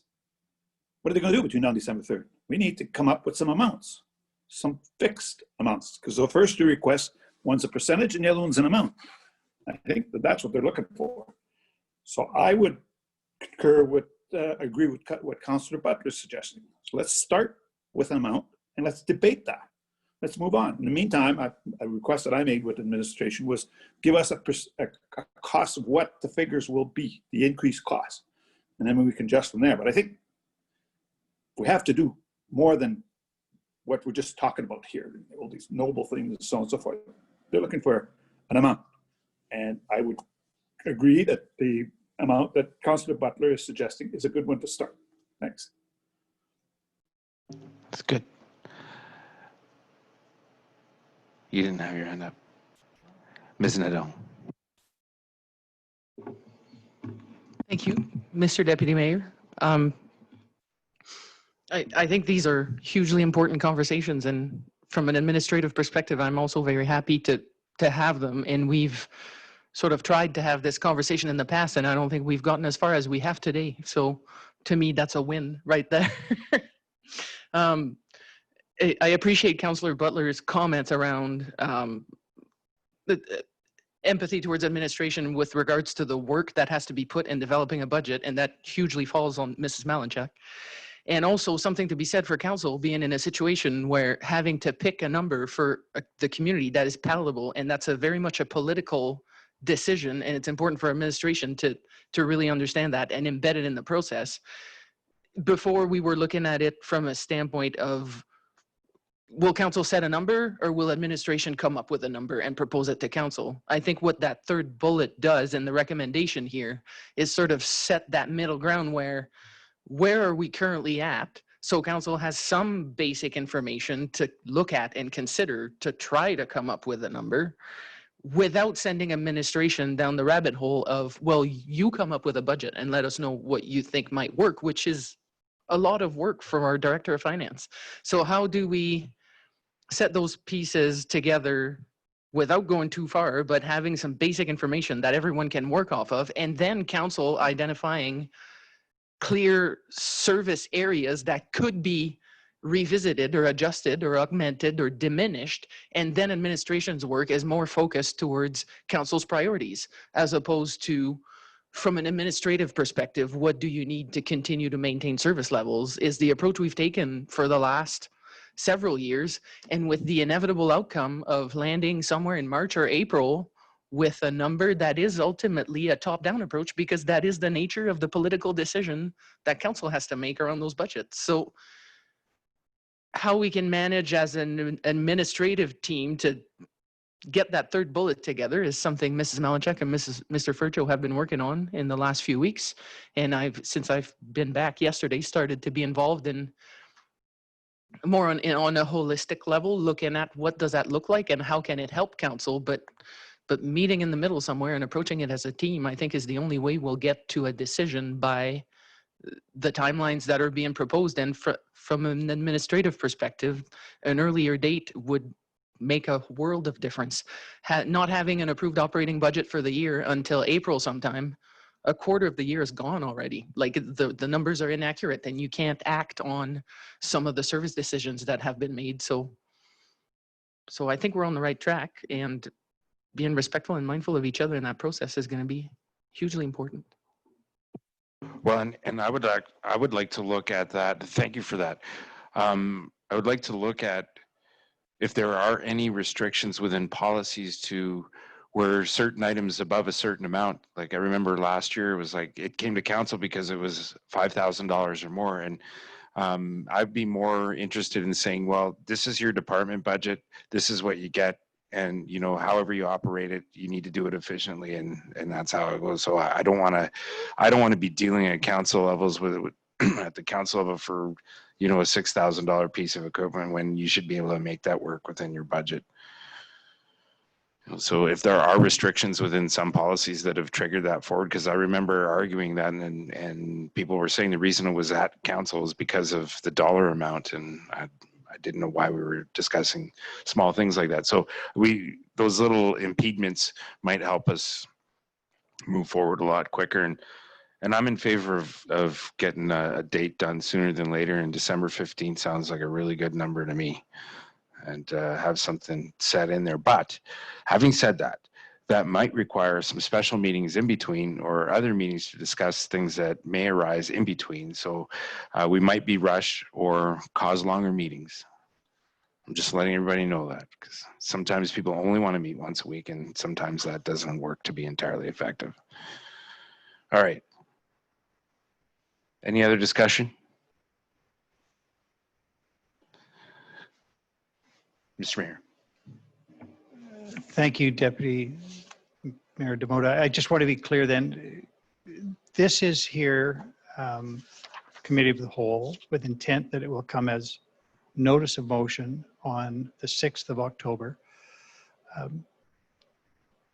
Can I gather from today's discussion that council might be able to anticipate summarized business plans by department to come forward with the notice of motion, or is that something that would not come forward until October 20th? Mr. Chair, through to your worship, we've started a framework based on, I think, what would be a good starting point. So I think we need to have the conversation like we've talked about. It is 2020 numbers are not reflective of the true cost of doing business because we've cut some of the services in the budgeted funded amount, but then brought the services back under a different portfolio for the purposes of funding them for this year only. And it's a partial year because we were partly shut down. So it's not very reflective or usable for the purposes of calculating. So the last year we operated was 2019. So looking at the business plan and the dollar amounts from 2019, then we have to think about those fixed costs that we'll put together that are things like the new debenture payments that are coming on stream, some increases. So 2019 was the base for the operational side, then dollars we'll have to add all those other things on, and then the decrease, and what then is that gap. I believe we could probably have that, but I'm gonna, yeah, I think it's a target we can meet. So the idea is that there'd be a business plan that shows department by department what the 2019 funded amount was, what the services were, whether they were mandatory or discretionary, and also then what a list of what those services are. So we could provide that by the 6th, but then on the high level, we'll be, realistically, what would it take to get back to that level of service? We might be able to provide an estimate of that, which would be significantly higher than, say, the 12%, because that's not a realistic number to go from basically 2 years ago to the same time in 2 years hence to then provide that same level of service when we're taking on, like Dash said, some of the debentures and whatnot. So that tool then becomes a very good, strong base for conversation around how much are we talking about? What are the services? What do we want to do? And I think it'll be a great way to step through this. I just really can't see any other way to step through this budget year. I'm very comfortable with that. Thank you. Yeah, me too. So the direction that's going forward is, or with the information we're getting, is October 6th, we're getting a notice of motion and summarized business plans with 2019 operational service and the numbers attached to that.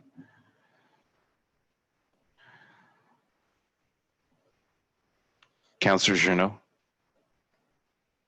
Sorry, I thought I saw your hand go up again.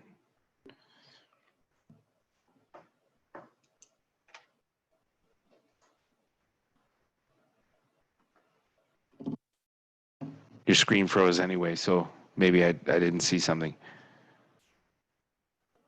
Okay, I did not have my hand up, but right now, I don't see any conclusion here to this item. So I think we have to, rather than just send notice of motion, that's just postponing it. I think there was a request. There should be some consensus or some conclusion somewhere. We're not accomplishing anything here right now. I think we're getting summarized business plans for department business plans with 2019 numbers coming forward on October 6th, our next regular meeting. Is that correct? Mr. Chair, through Councillor Journeau, is so that the business plan will show levels of service for 2019, as well as the dollars attached back then, plus some of the increases that occurred between them and now, and the decrease, and then what the magnitude of that is. So council will have, you'll have the business plans, you'll have the services that are provided, you'll have how much it costs then and how much it would cost in 2020, and then looking at that gap and then making a decision around what you'd be comfortable with trying to close that gap with, and then if there's a shortfall, what that would mean, and then council could pick where those shortcomings would come from, or alternatively where you want to increase. So I think we're in a good place. Okay, that's good. Anybody else have any information to add, requests, direction? Okay, we're done with that topic. We can move forward. Thank you very much. That brings us to other new business. Does anybody have anything new to add today? So far? Okay, having said that, no one's got anything. We're going to agenda item number 10, council representations on various boards and upcoming meetings. Councillor McGrath. Thank you. Tomorrow I will be present on a Women of the West Yellowhead panel put on by Community Futures West Yellowhead. There's also a community conversation that I hope to make shortly after that panel tomorrow afternoon. Thursday, I will be attending the virtual AUMA, and Thursday, I will also be attending the Jasper Community Team Society meeting. Thank you.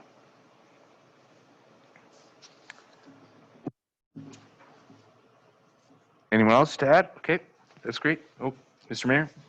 There is an upcoming meeting of the West Yellowhead Regional Waste Management Authority Board on September 30th, and I cannot be available for that. Councillor Wilson, are you available, or need we dig into if we even have an alternate on that?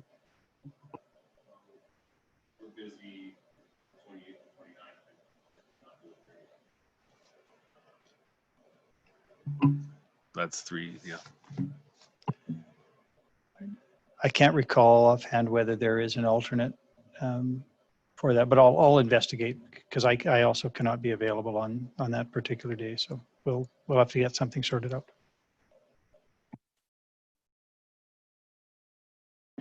All right. Moving on to upcoming events. We've got following this meeting, the JCHC shareholders meeting, September 23rd to the 25th. That's tomorrow to Friday, AUMA virtual convention. How many of us are attending that this week? Thank you. Look forward to hearing the feedback on the learning that you make on. Okay. He's hosting a hospitality room at his house starting tonight after council. I hope the hors d'oeuvres are as good as some of those law firms. Okay, and then we have the town hall, the commercial cardboard virtual town hall, Zoom 7 p.m. And there's obviously some indication on our website to link into that, right? And obviously we had that out advertised in a few spots. So thank you very much. Okay, so before we leave here, I'd like to summarize, if we can get it in.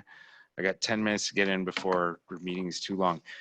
October 6th, we've got notice of motion, potential notice of motion, and motion to extend the patio season.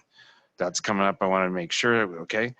And then we're going to follow up on, we're going to get some follow up on the facilities reopening from the 21st. And then composting waiver and decision potentially for the October 6th as well. And then a notice of motion for the upcoming budget and summarize business plans from 2019 with the fixed cost increase. And I think, am I missing anything that's coming forward? Okay. I just wanted to make sure, because sometimes we forget things. Okay, so now that we've got to agenda item 12, can I have a motion to adjourn, please? Councillor Wilson, thank you very much. Seconded by, we didn't need a second, but thank you. All in favor? Okay, carried. Thank you. Great discussions today. Happy to chair. Wish I could have done a better job. I'll be better next time.